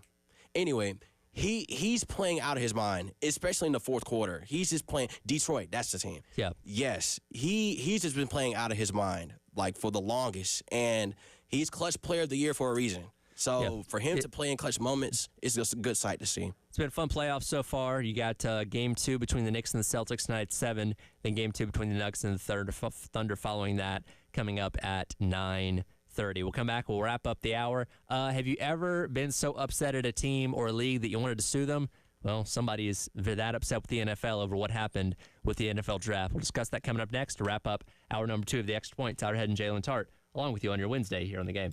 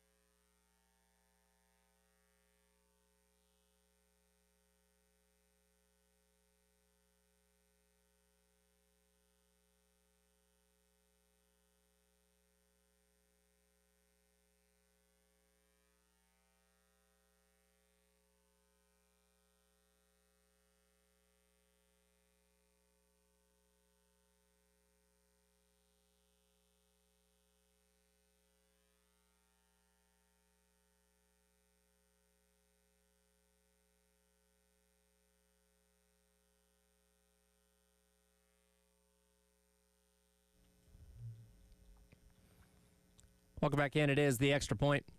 Tyler Ed, Jalen Tart along with you here on your Wednesday on the game, wrapping up hour number 2 of the Extra Point. This story came out yesterday, first reported on by Reddit, college football of all places, that a Colorado fan identifying as John Doe is attempting to sue the NFL for $100 million in punitive damages because of the emotional distress brought on by watching Shedeur Sanders drop to the 5th round of the NFL draft the other week. Really? Like, first off, a fan, where did you get them? Why are you asking for $100 million? That is my number one question. Well, if you are going to sue the NFL, why not shoot high, right? I mean, but are you going to win? I mean, hey, you miss 100% of the shots you don't take. Yeah. But for emotional distress that Shedeur drafted to the 5th round, I mean, it's been a lot of controversy. I haven't really publicly said my take about Shedeur dropping, but I personally think that he kind of narrowed his window of who he wanted to go to, and it backfired on him. Yeah, I don't think it's collusion. I think it's, he only talked to a certain number of teams, and some of the teams he talked to were not impressed with the way he conducted himself, and ends up dropping because of that. Yes, I think he is talented. I'm not taking the talent away from him. A lot of people were putting the blame on Deion, but my argument is Deion's not the one getting drafted here. It's Shedeur that's getting drafted. He's doing the interview for a job. It's just him. It's not Deion. Deion is just trying to advise him of what he needs to do, but it is his fate because he is the one that's getting drafted. That's just how I personally see it. But back to this fan, I don't get why this fan is in emotional mess of wanting to sue the NFL because Shedeur is going down to the 5th round. I mean, in what I'm reading here, it just says punitive damages in the amount of $100 million for the harm caused to the plaintiff and the impact of the NFL's actions and on his emotional well-being, any additional remedies, whatever. So they request the court that his complaint take appropriate action to address the emotional and issue an apology. And look, he's not going to win. This is silly, and it's going to get thrown out. Look, I guarantee the NFL has a lot better lawyers than whoever this guy is, John Doe, that's attempting to sue them. But it does raise an interesting question. Have you ever been so distraught by what a sports team has done or a person, a sports figure has done to where if in that moment you had the opportunity to sue them for emotional damage, you would have? No. When Andrew Luck retired, I was literally upset. Very upset. Because I personally thought while he was playing with the Colts, me being a Colt fan, he was going to take us back to the Super Bowl from the performance that he had in against New England, the deflated ball. I get all that. But when he announced that he was retiring before the season started, a lot of our fans were very, very upset. But you have to move on. You just got to move on. But is that the most upset you've ever been as a sports fan? Like, what's the most upsetting moment you've ever had in your fandom of whatever team? That's a really good. I don't really get upset like that, though. I really don't. Because good and bad happens in sports. So I can't, that's what comes with it. So I can't really get too upset because at the end of the day, like, the madness will end at some point. I mean, I knew for a fact that, Andrew Luck wasn't going to be there. We were going to in a quarterback carousel. We kind of still are now with Anthony Richardson and Daniel Jones, competing for the quarterback spot. But I've never really been upset like that. I mean, the Final Four, the 2021 Final Four when Aaliyah Boston missed that shot in COVID, I was very upset. Like, you wouldn't have sued her for emotional damages? No. Because they should have won. They should have won. Well, I have one particular case. Super Bowl 51. Watching my team blow a 25-point lead. And you know what's funny? Because I bet if you polled enough Falcons fans, and again, hindsight being 2020, it's stupid to try and sue a sports team or an entity like that. But in that moment, as the Patriots won that game, if you would ask the majority of Falcons fans, hey, you want to sue this team for emotional damage? I guarantee you 95% of them would have said yes. The Super Bowl where the Colts played the Saints with Jim Caldwell. That's a tough one. I wanted Peyton to win that second one so bad. Yeah, and look, Indy. as a resident Saints hater, that one hurt me too. Yes. When he threw the pick six and that sealed the game, Yes. I turned the TV off. I was like, I don't really need to see the upset. rest of this. I was very upset because Peyton was in the middle of his prime. I was like, okay, he's about to get the second one. That was 15-1 team. Yes. Yeah. They were great. That was one of his best years. Now, Yes. 20. I don't know that one. And look, I'm a diehard Peyton Manning fan. It didn't matter what team he was on. I was cheering for Peyton Manning. Me too. I think it was more upsetting the Seahawks Super Bowl because again, record-setting season, and they looked like they didn't even belong in that game. Yeah, I agree. I don't have nothing to add on because, hey, I'm still mad at that to this day that they lost to the Saints and Drew Brees got his first. I love Drew Brees, but I thought Peyton Manning was the better player that year, and they should have won it. Me personally, but no time with the Lakers where you'd have sued them for emotional damage. No, because the times that I watched them a lot was when Kobe was playing. Right. I mean, 2008.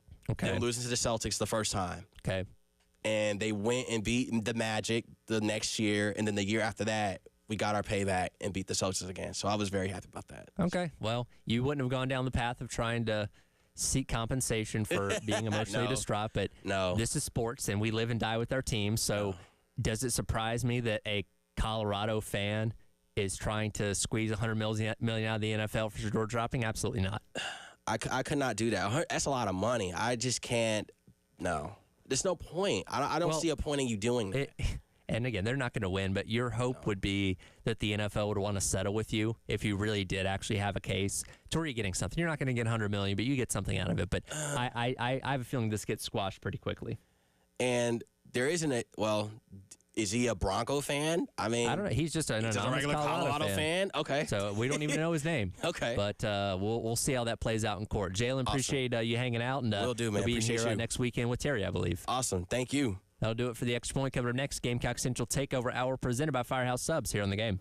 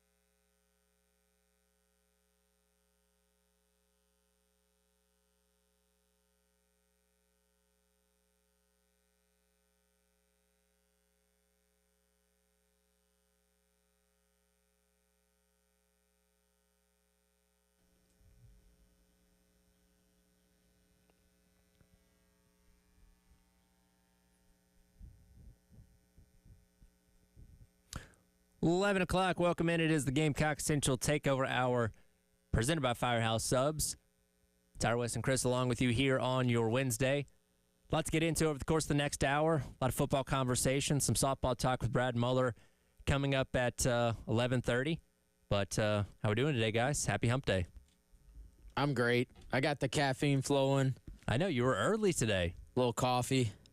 I'm good. I'm actually ready for see what South Carolina softball does too. I'm all in on following this, and I even watched a little bit of Auburn, Alabama. Yesterday because Carolina played Auburn a couple of weeks ago, then they played Alabama, and they were going to play the winners, so watched a little bit of it.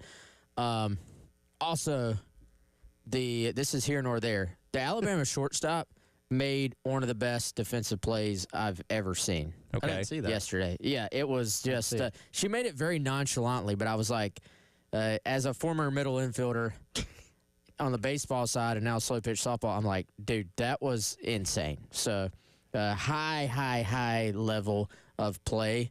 And I would actually encourage people who are baseball fans, watch a little bit of SEC softball because it is incredibly entertaining. Softball in general is just a very fast-paced, entertaining game. Play 7 innings, a lot of home runs, a lot of long balls. If you're just a baseball fan and you kind of get caught in the slog of how baseball could be slow, softball is kind of the perfect remedy to that because it is fast-paced and electric.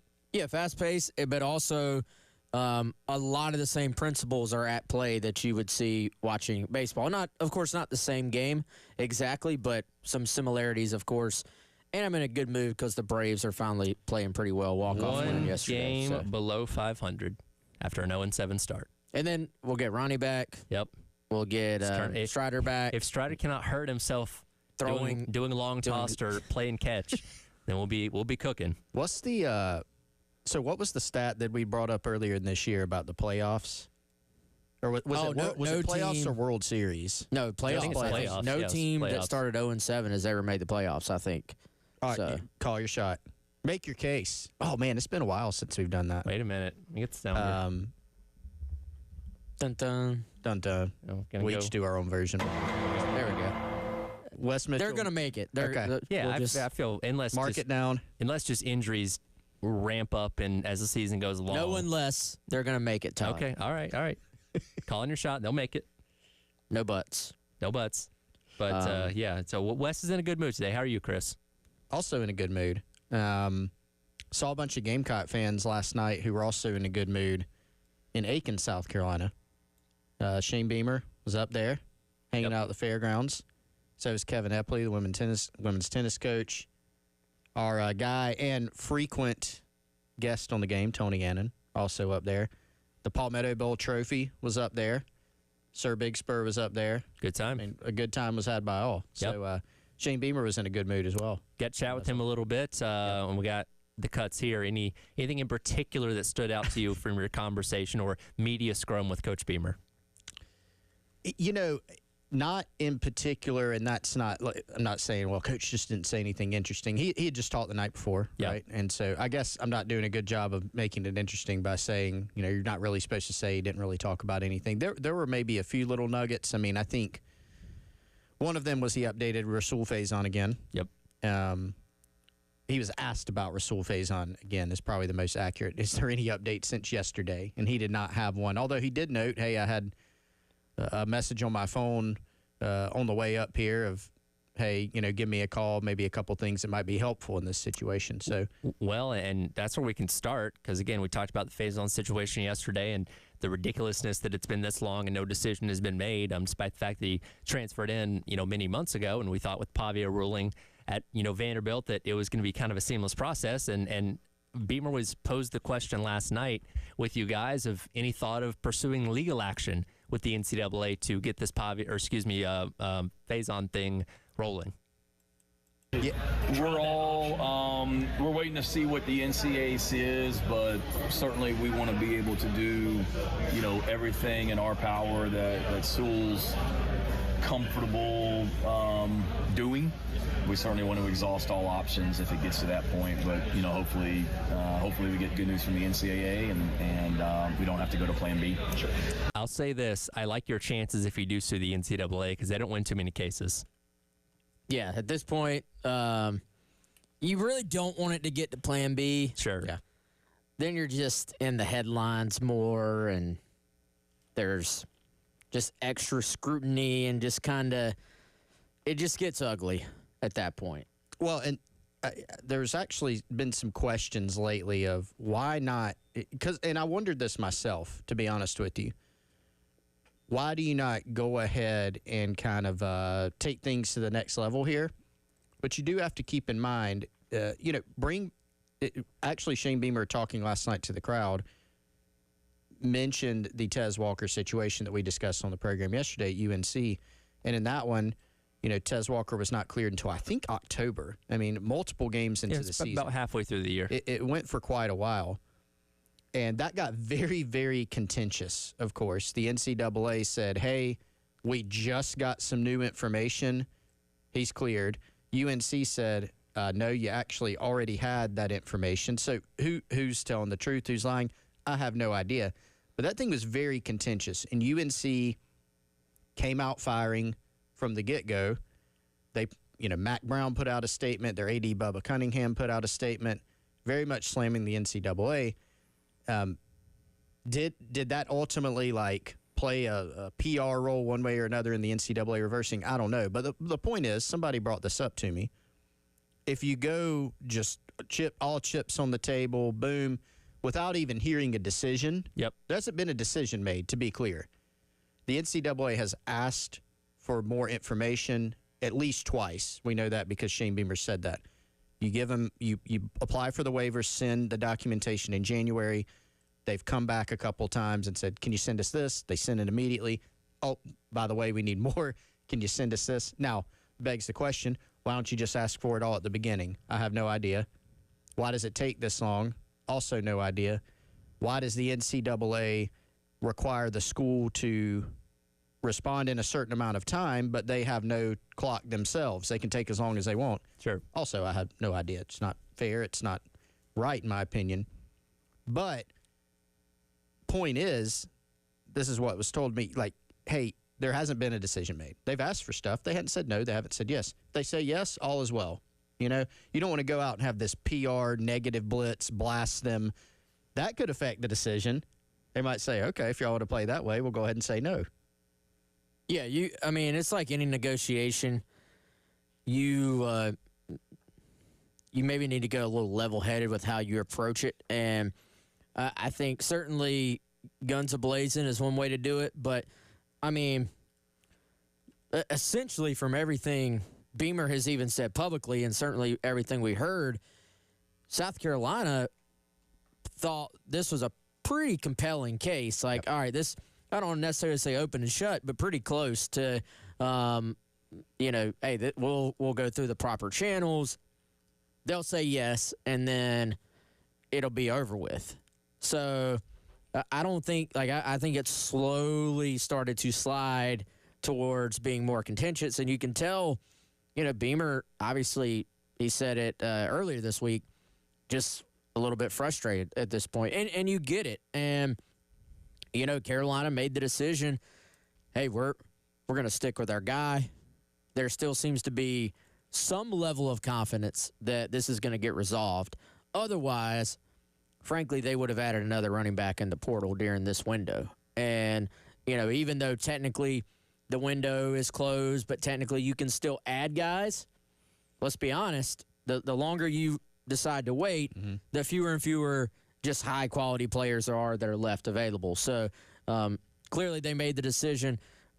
We're going to stand by Faison. We believe we can get him cleared and eligible to play, and we're going to kind of roll the dice there a little bit. So once you roll the dice in terms of that, you do have to be willing, I think, if it gets to that point, to do everything possible to make it fall in your favor.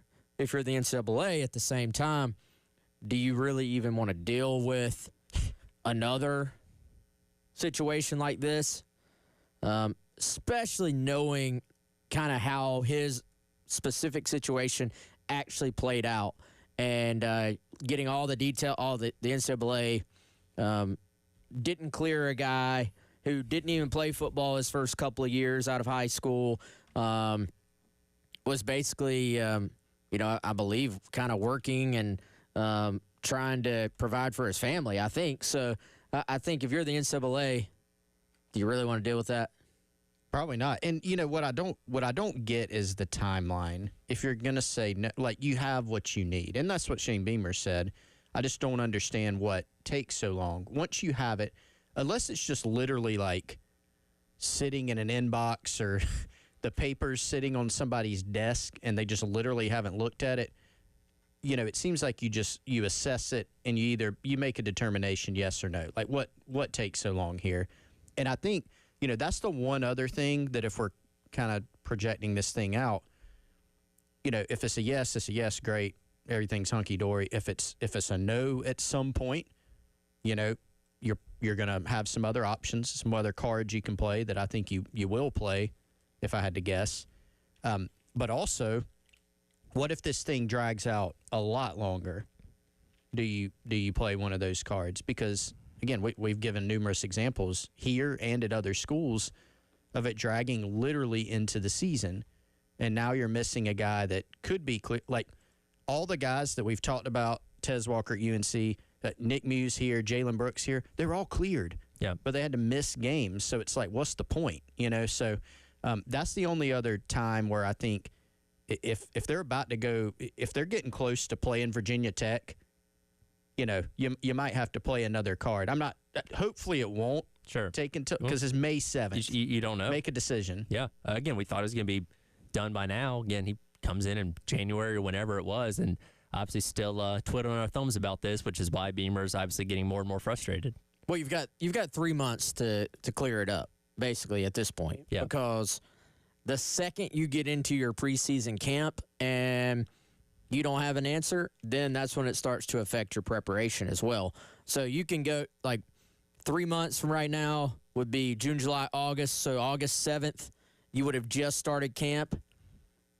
You can go a week, I think, into camp, and it's fine. But once you start talking about game day prep and, hey, what does our season actually look like? If you don't have an answer, then it starts to affect your reps in practice because you say, well, we can't give that guy all the first or second team reps if we don't know if he's going to be eligible. So essentially, there is time, but if you count backwards from January, like we're getting past the halfway point of the amount of time you needed to know by, if that makes sense. Yeah, we'll keep an eye on it and see what options South Carolina has if we're getting closer to the season and we don't hear anything from the NCAA.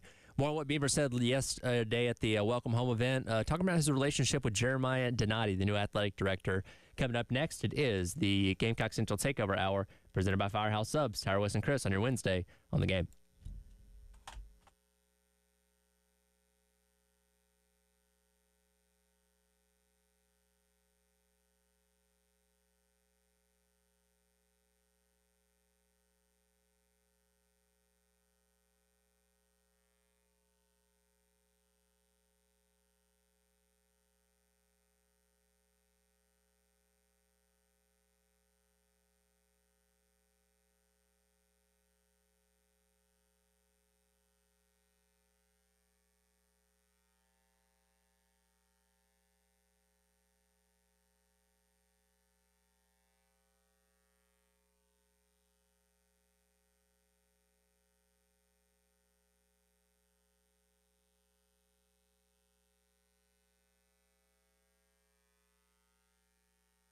All right, everyone. Another one of our great partners here on the game is the fine folks over at Game Day Men's Health. Now, they specialize in testosterone replacement therapy. They have a great clinic out in Northeast Columbia.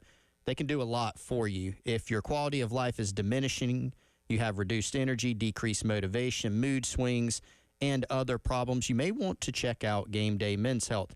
803-265-3161. I've been up there to check out the clinic, to visit those guys, Dennis, Rob, the whole team. They do an outstanding job. Again, 803-265-3161. Go to GameDayMen'sHealth.com. If you type in Columbia, you'll find the location nearest you, which is 115 Atrium Way, which is right off I-77 and 20. They can help serve you at their man cave-style clinics, again, conveniently located in Northeast Columbia. GameDayMen'sHealth.com. in Columbia.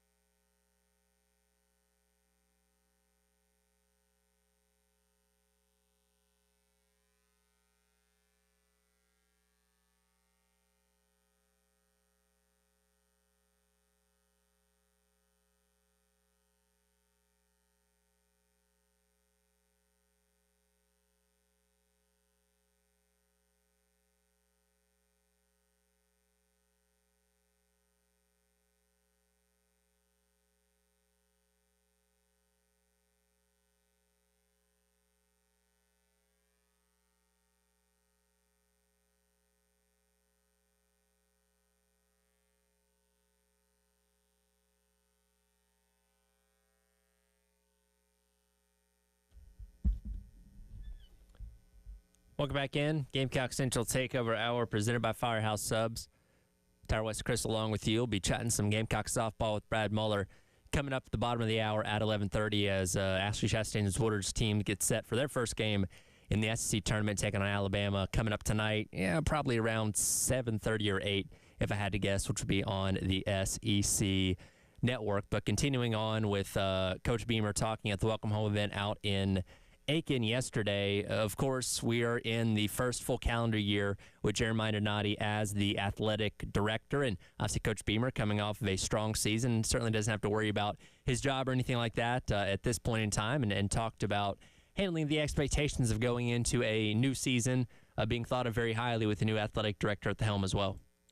Yeah, it doesn't feel a lot different. I think it's just maybe just the newness of having a new boss and not talking to Coach Tanner regularly like I used to, and talking to Jeremiah more, and even Jeff Crane. Jeff wasn't here last year at this time. He didn't come until the summertime. So you talk about my two immediate bosses are brand new, so that feels different, but it's certainly a good thing as well. But I think every year you never feel like you're settled or I got this under control, because every year is just so new, roster and personnel and whatnot, and every year is truly starting over. So I've got more of a more information to look back on, if you will, that, okay, we did this year 3, it's good. We did this year 4 differently. It was better. Let's definitely do this year 5. I think there's more experiences.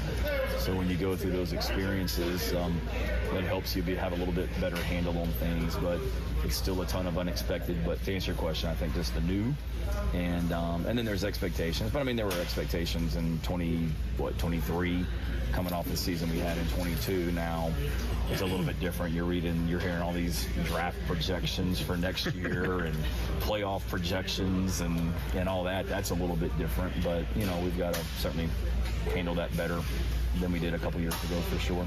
And next to maybe Don Staley, Shane Beamer sitting in the best possible place. Having any head coach here at South Carolina with a new athletic director coming in, because you're being successful, obviously coming off of one of the stronger seasons this program's had in a long while, and obviously things looking up with a couple of guys like Lenore Sellers that are being thought of as some of the best players at their respective positions going into this upcoming season. And again, like you said, there is a different dynamic in how you deal with a new athletic director. Things talk about the way you talk about things, but seems like that relationship's off to a good start.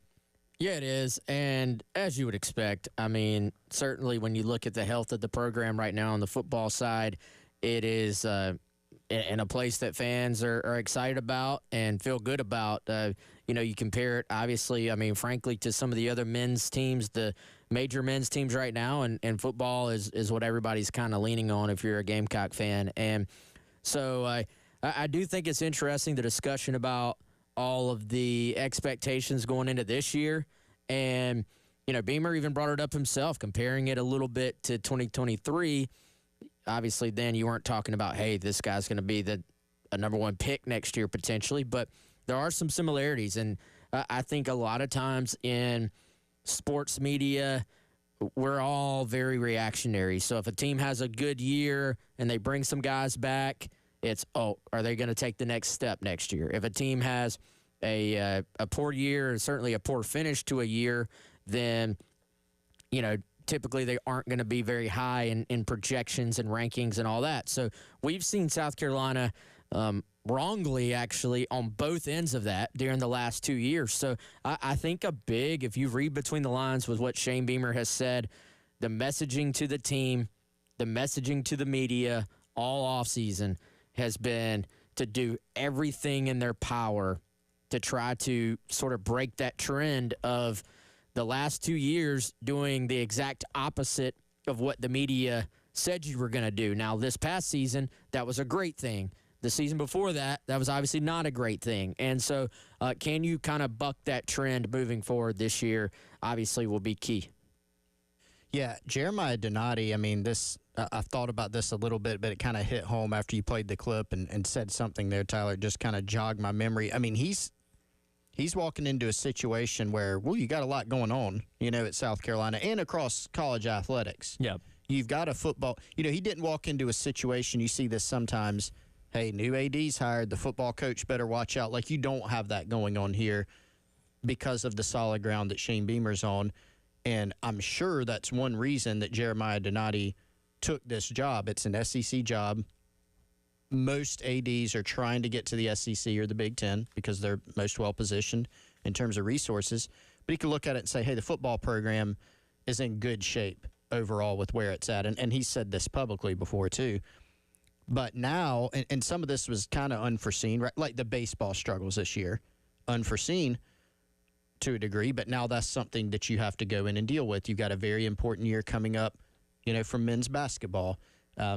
You've got NIL. You've got revenue sharing potentially around the corner. So there's plenty on Jeremiah Donati's to-do list. You also, I wrote about this a little bit this morning, next year have your apparel contract coming up. And so, Jeremiah Donati coming from TCU, which was a Nike school, to South Carolina, which is an Under Armour school at this point. You don't just decide the day before that contract expires at the end of May next year. You don't just go, who are we going to go with tomorrow? There's a lot of that's already being worked on. And Under Armour has been peeling back on teams they've been, outfitting these past couple years. So very real possibility you're looking for a new provider. That's the other major aspect of it, I think. That's right. South Carolina right now, the only, I believe, SEC school that's an Under Armour school. Because Auburn just switched to Nike. So, So, is that something where Under Armour goes, we want a piece of the SEC? Or what plays in? But here's what I'm confident in, and I know I took us off the rails, but since we're talking about it, there's a lot of discussion about Under Armour in Gamecock land. You've probably seen this, Tyler. Oh, yes. I'm very familiar. So, there are a lot of people against it. But here's the thing. The first time, and I guess there's been 2 Under Armour contracts, however many there have been. 2 or 3. 2 or 3, yeah. Each contract, among other reasons, I do know that Under Armour's offer in terms of what was given in apparel, cash, etc., was the highest by a good margin. Yep.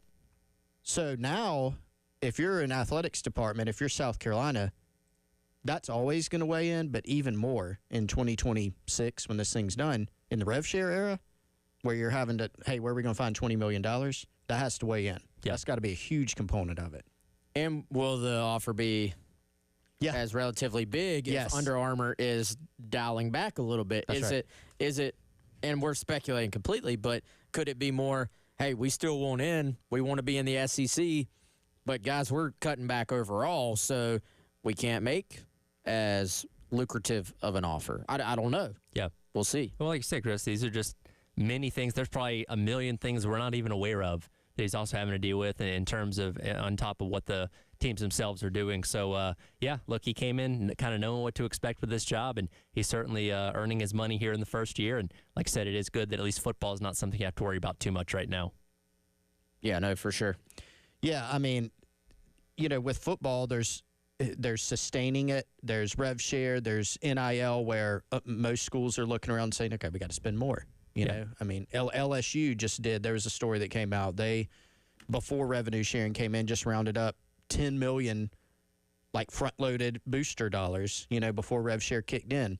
There's attendance. There's this relates to football just slightly. There's a Williams-Brice Stadium's project. Inside and outside. That you're working, like a long-term project and a shorter-term project on the interior. So there is no shortage of things that Jeremiah Donati has to work on. So, a lot of them are for next year and beyond. I think 2026, guys, it looks like shaping up to be just a huge year, like a pivotal point in Gamecock athletics. Well, multiple times that Donati has spoken on the record.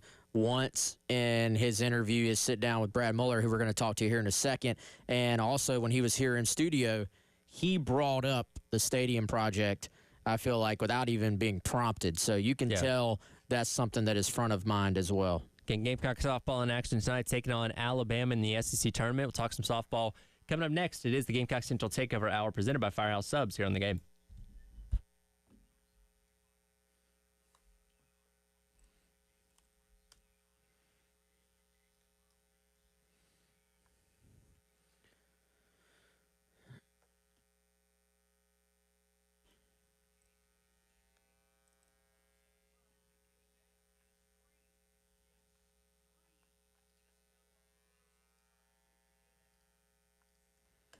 All right, guys, this episode and all the episodes of the Gamecock Central Takeover brought to you by our friends at Firehouse Subs. Almost lunchtime. Maybe for you it already is lunchtime. Hit up our friends at Firehouse Subs at firehousesubs.com or by downloading the Firehouse Subs app. Hopefully you already have. Sign up for an account on there. Not only can you very easily, very efficiently order your favorite subs from Firehouse Subs, you can save your favorites, you can customize them, and then you can get points that you can trade in for free food at a later date. If you want to try something new, we've been telling you, of course, for about a month now about the Zesty Garlic Hook and Ladder or the Spicy Dill Hook and Ladder. One of them is a little bit more on the mild side, but still gives you some of that hot sauce flavor. The Spicy Dill Hook and Ladder, however, is if you want to turn it up to 10 with the Last Dab Reaper edition of that Hot Ones hot sauce. Whichever one you like, it's on a great hook and ladder sub, like always, from our friends at Firehouse Subs. Order now, firehousesubs.com.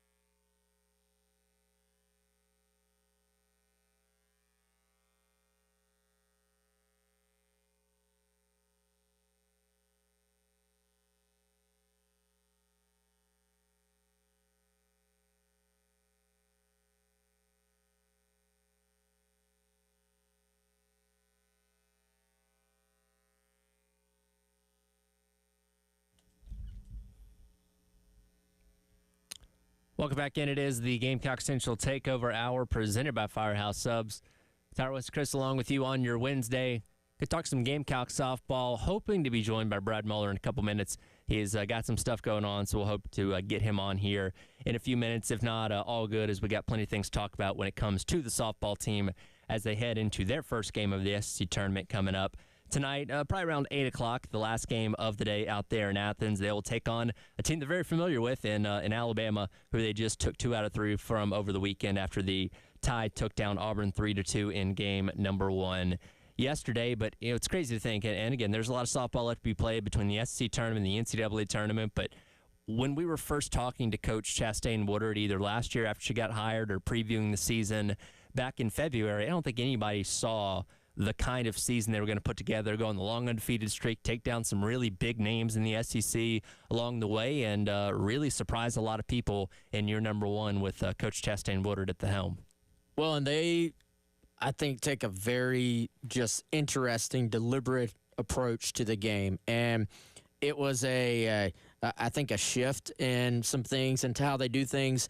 And one of the goals, and I think goals are always kind of interesting. Like, everybody wants to win. You want to win a title, right? You want to win the conference. And you can set very lofty goals, but if you, looking in the mirror, really have no shot to actually reach those goals, you're setting yourself up for failure, I feel like. But the other side, you don't want to put limitations on yourself, right? So I think it's kind of fascinating how you actually set those goals. And they were talking about it on the broadcast, one of the games this past weekend, so I'm hoping and assuming it was true. But apparently one of the goals was want to get back to, like, the middle of the conference in SEC play, like to just be in the mix, right? To be kind of in that middle of the pack. And if you're there, then as we're seeing, you're going to have a chance to host a regional. You're going to have a shot to host a super regional, depending on how everything else matches up, what your RPI is. And that was why that was such a big win for South Carolina, a big series win for them this past weekend, was because you and Alabama are right there in the middle. We had the same record coming in.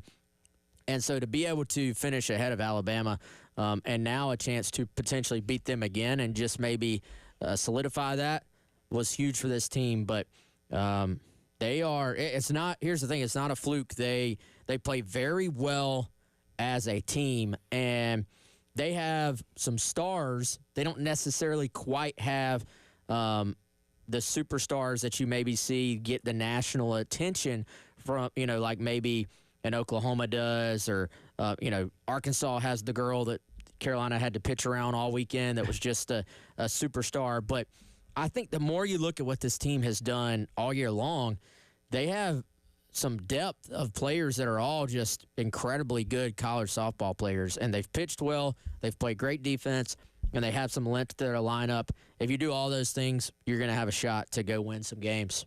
Well, the thing that stands out to me is, and you've talked about this before, Wes, just like the smart roster construction, there were some pieces on this roster already. I mean, I think of, Brooke Blankenship, and plenty of others, right?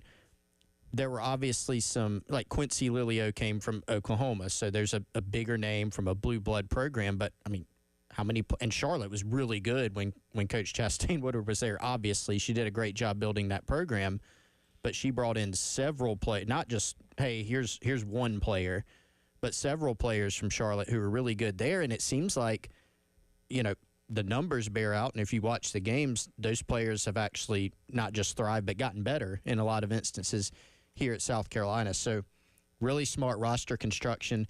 And here's the thing, this is a very quick start from this program for this program, who's, of course, they've had success in the past at times, but they've been really, really good this year. They've been consistent. They play in the toughest league by a mile in the country, and they're right where they wanted to be. They can compete. They've shown, I think, with anybody, they can compete with the top of the table.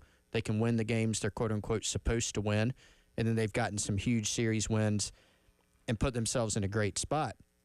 As things progress, I think it's like she's not going to pull, Coach isn't going to pull that many players from, Charlotte every year, right? Because you don't have that built-in tie.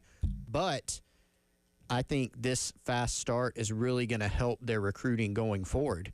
Just in terms of level, even things like NIL support. Yeah. People see the fruits of this labor very early. And one thing that we've given them a lot of credit for that they did even this past weekend was shaking off bad games, right? We go back to earlier on in the season, they get run ruled, by LSU in the Friday game and bounce back and win the next two, both those on the road in Baton Rouge over a top 3 team in LSU at that point. This past weekend, they get shelled by Alabama in the Thursday game and come back and in 2 games in one day on Saturday, go out there and take care of business to be able to take the series. So they don't let their bad days linger. They're able to flip the switch, turn right back around, and play their best softball typically that next game, and that's the way they've won a lot of these series this year. They have, and I think you look at the way they've fielded, and I think that's a combination. You look at their fielding percentage, they're second in the SEC behind only Arkansas. And then you look at the fact that you have somebody in Lexi Winters who's so good at controlling the running game of opponents. So you're not giving them extra bases. And if you're a bad team, like if you can't hit and you can't pitch, you can be the best fielding team in the world and it maybe doesn't matter. But if you are a solid team, South Carolina solidly, again, this is the best conference in America, solidly middle of the pack statistically in, like average, right? Solidly middle of the pack in team ERA. But then you add in the fact that I think this is a very well-coached team. They have a very modern approach to the game. They're looking for an advantage any way they can find it. And then the fact that you're going to play great defense and not let runners take extra bases, then that's a way to win games. And then to your point, Tyler, they've gotten sort of beat up in a few games this year. Games have gotten away from them. They have really responded and not let those things, I should say, linger into the next day. And I think that's what you have to do in a conference that is as tough as this one, as you're trying to work your way up and move up within the conference ranks. And it looks like, I take the pieces of what you said, what you can just, even someone casual can observe from the game of how they play. You can see the coaching, like players from last year's team getting better, players that she's brought in from Charlotte. They know how the expectations and how she wants to play. But also go back, like that Oklahoma series, right? Ultimately, it didn't go South Carolina's way. Oklahoma's still, the best team in the country. They're the best team in the SEC, which in my mind means they're the best team in the country. Very tough to beat. And they were right there, not just in one game, but every single game. Now, that's not to say, just moral victory territory, whatever, but they were there. And the head coach at Oklahoma, Patty Gatso, after the game was like, South Carolina's really hard to play. And she didn't even talk about how talented they were. She talked about how they put bat on ball, like how they hit the ball and how it caused, their outfielders trouble, just how they hit. So you just see all these little pieces that point to not only this, yes, there's talent on this team for sure, but they're just really well coached. And I think this staff, led by Ashley Chastain Woodard, is squeezing out, just maximum production from this team. Yeah, and again, tonight, around 8 o'clock, taking on Alabama in their first game in the SEC tournament. Winner of that will take on the number 2 seed Texas A&M coming up tomorrow out there in Athens. We'll come back and wrap up the hour. I believe Wes teed this up the other day of confessions. Yuva confessed to never seeing the Star Wars movie. What are our sports confessions? We'll wrap up the hour with those coming up next. It is the Gamecock Central Takeover Hour presented by Firehouse Subs on your Wednesday on the Game.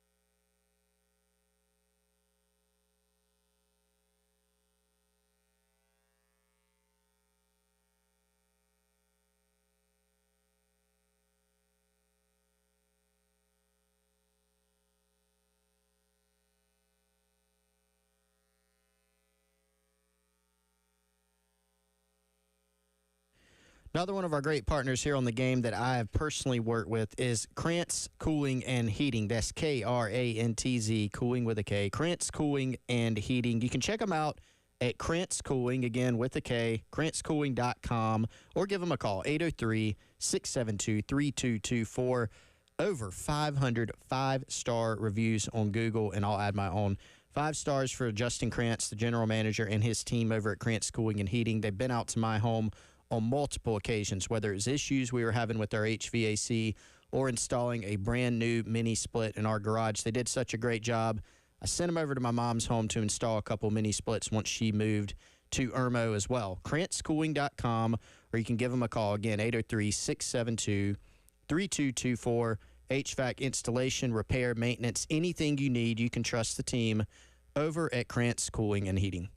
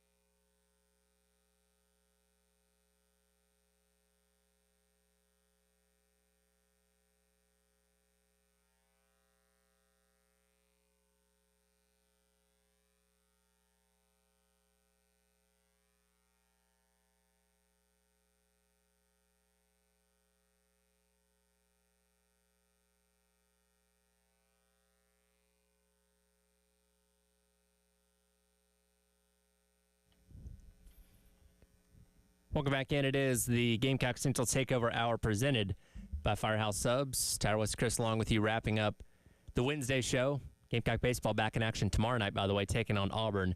First pitch at 7 o'clock, pregame at 6:45 here on the game in Columbia, and 100.3 the game out in Myrtle Beach. Going back to Monday, I think Chris saying that Mexican Independence Day was Dia de los Muertos. Got us on the brief topic of confessions. Apparently, Yuva had confessed on the Insiders Forum that he'd never seen Star Wars, and we just kind of rolled from there. So let's kind of keep this focus to sports. And I think, Wes, you said you don't care for the Kentucky Derby. Yeah, I already gave mine. You gave yours. Chris, do you have a sports-related confession that you can air? That was smooth. You're trying to get out of having to come up with another one. Do you have another one? Is there anything else that stands out that? Yeah, I should go. Because I don't have another one. Okay. Mine's that I don't get the Kentucky Derby. Like I don't understand the appeal, the excitement, the build. I just don't get it. That's fair. I mean, you don't have to. It's okay. We're not shaming you for that. I have like a very minor one that was the first one that came to my head. I don't understand cricket. You know, that's not like a hot take at all, because I don't think, and sorry, hopefully I'm not offending anybody, I don't think cricket has like exploded in the United States yet. Sure. To this point. A lot of other countries, play it, excel at it. Maybe it's big, might be people on the Firehouse Subs text line, you moron, tons of people play cricket. I don't think so. I don't really get it. I don't understand It's cricket. a complicated game. I don't understand polo. I watch water polo in the Olympics and actually very much enjoy that, by the way. Sure. It's very impressive that they can swim like that. Yeah. Almost sound like Mike Francesca. You ever heard that segment where he was flabbergasted that soccer players kick with both legs? I have not, but that doesn't I'll send it to you. Surprise me. But yeah, I mean, so it's like, water polo. Obviously, they have to swim. They're not just standing in the water. Sure. But, and throw a ball and catch a ball and all that kind of stuff. It's tough. It's a tough sport. Yeah. But no, I don't. Those aren't really that fun. I mean, I would imagine maybe a lot of our listeners know what's going on, know the deal with cricket and polo. I don't. I know it's more of an international game, and the rules are kind of complicated. I've tried to understand it myself, and it's not easy. You would think it'd be similar to baseball, but it's not. Well, they do some cool things, like they make cool catches and stuff. They You see do. 'em on Sports Center sometimes. Yeah, and again, maybe we have a cricket aficionado listening that can I'm gonna guess we educate us. don't. You never know. I'm gonna guess know. we don't. Tyler, what's yours, man? Okay, so this is kind of on the theme of Yuva having never seen Star Wars. I've never seen Space Jam. Yeah, it's pretty bad. Ooh, I know. that's way more interesting and controversial than mine. And look, nothing against it. I've heard it's a great movie. I've just, for whatever reason, never gotten around to watching it. You couldn't just pull an hour and a half of your time and just sit down and watch it. I guess not. Did you see Space Jam? I guess is it just Space Jam 2? The one with The LeBron one? Yeah. No, I've not seen either one. I hadn't either. Now, Man, really? Space Jam? I should watch it. I need to. But just for whatever reason, in my 28 years so far, I've not got around to it. It's a phenomenal movie. Did Space Jam I've heard great things about it. 1996. Yeah, that was the year I was born. Wow, that makes me feel a little oldish. What do y'all think Space Jam got on Rotten Tomatoes? That place can be tough. 80. Cut it in half. Yeah, I was Really? I was gonna go 52. It got hammered. 43. Really? Wow. No love for Bugs Bunny and MJ. Jeez. Okay. I mean, and I haven't watched it in years. If I watched it now, I'd probably be like, all right, that thing right there looks kind of silly. It is. It was good though. Back in the day. Yeah, never go back and like just look up your childhood favorite movies on Rotten Tomatoes because they'll be like, this movie was terrible. Yeah. And be like, no, I watched that movie 143 times In a row. and it was great. Yeah. Have you seen The Little Giants? I've seen Little Giants. Okay. Yeah. Well, Tyler talks about the annexation of Puerto Rico all the time. so I've he's- seen the vast majority of well-known sports movies. It's just that one is. Sandlot. Yes, of course, Sandlot. Angels in the Outfield. yeah. Angels in the Outfield, yes. The Mighty Ducks. Yes. What's the other? Don't get a little toot over there, Tyler. No, You're the one who's never I'm seen just- Space Jam. so I'm listing these are things valid off. questions, buddy. Rookie yeah. of the year. Rookie of the Year, yeah. Okay, Seen it. Again, I've seen the vast majority of them. For whatever reason, Space Jam just hasn't come up. You know what? Maybe I'll go home and watch it today. I was don't know. gonna say, what's stopping you from going tonight? I'll go home and watch it today, and I can give you my thorough analysis of it tomorrow. How about that? There's your homework that you We're in the yourself. we're in the middle of May. Things are slowing down. I will give you my thoughts on Space Jam tomorrow. Okay. Do you have? I don't even know. I guess you can find it streaming somewhere. I'm sure you'll have to find it's it. just about I think everywhere. you're gonna have to pay for it, buddy. Do you have another one? Like, do you have like a more? You know, that's a sports centric one because it's a movie. But do Sure. you have a? You know, I don't know, like a player or a sport. I feel like mine. I need to think a little bit more. I might revise mine. I'm sure I've like got one that's a little somebody that you're spicier. just not a fan of, that everybody else is, kind of thing. That can be one. That can be one. Not that I can think of off the top of my head. I'm sure there's somebody.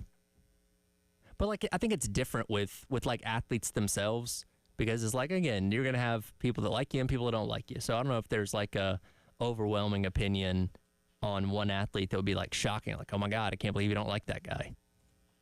Okay, well, you go home and watch Space Jam. I'll do my best. I will research cricket, although I probably won't report back too much because I'm not sure people are incredibly interested. Wes, are you going to go and try and figure out the Kentucky Derby? No. No. I'm not. You can watch the Space Jam trailer and listen to the theme song on YouTube. But that doesn't get you the movie. You're going to have to pay to rent it, dude. Yeah. That's I tough. I can get it for $3.79 on Prime Video. Maybe I'll do that. Worth it. I'll find a way to watch it, I promise, and try and give my thorough review of it coming up tomorrow. That theme song is going to be in your head, too. Oh, I'm sure it is. I've been trying to see if there are other sports movies from that era that I can throw at Tyler, but I think we hit the big ones. You hit the highlights for I'll sure. say, like I said, I feel like I've seen Best one. What's just the about best one? everything. Favorite? My favorite sports movie of all time? My God. Okay. What a question. Oh, it's hard to beat Remember the Titans. Yes. Yeah. That's a good one. I would say Remember the Titans is the best, like, serious sports movie. I got a lot of mileage out of Sandlot back in the day, though.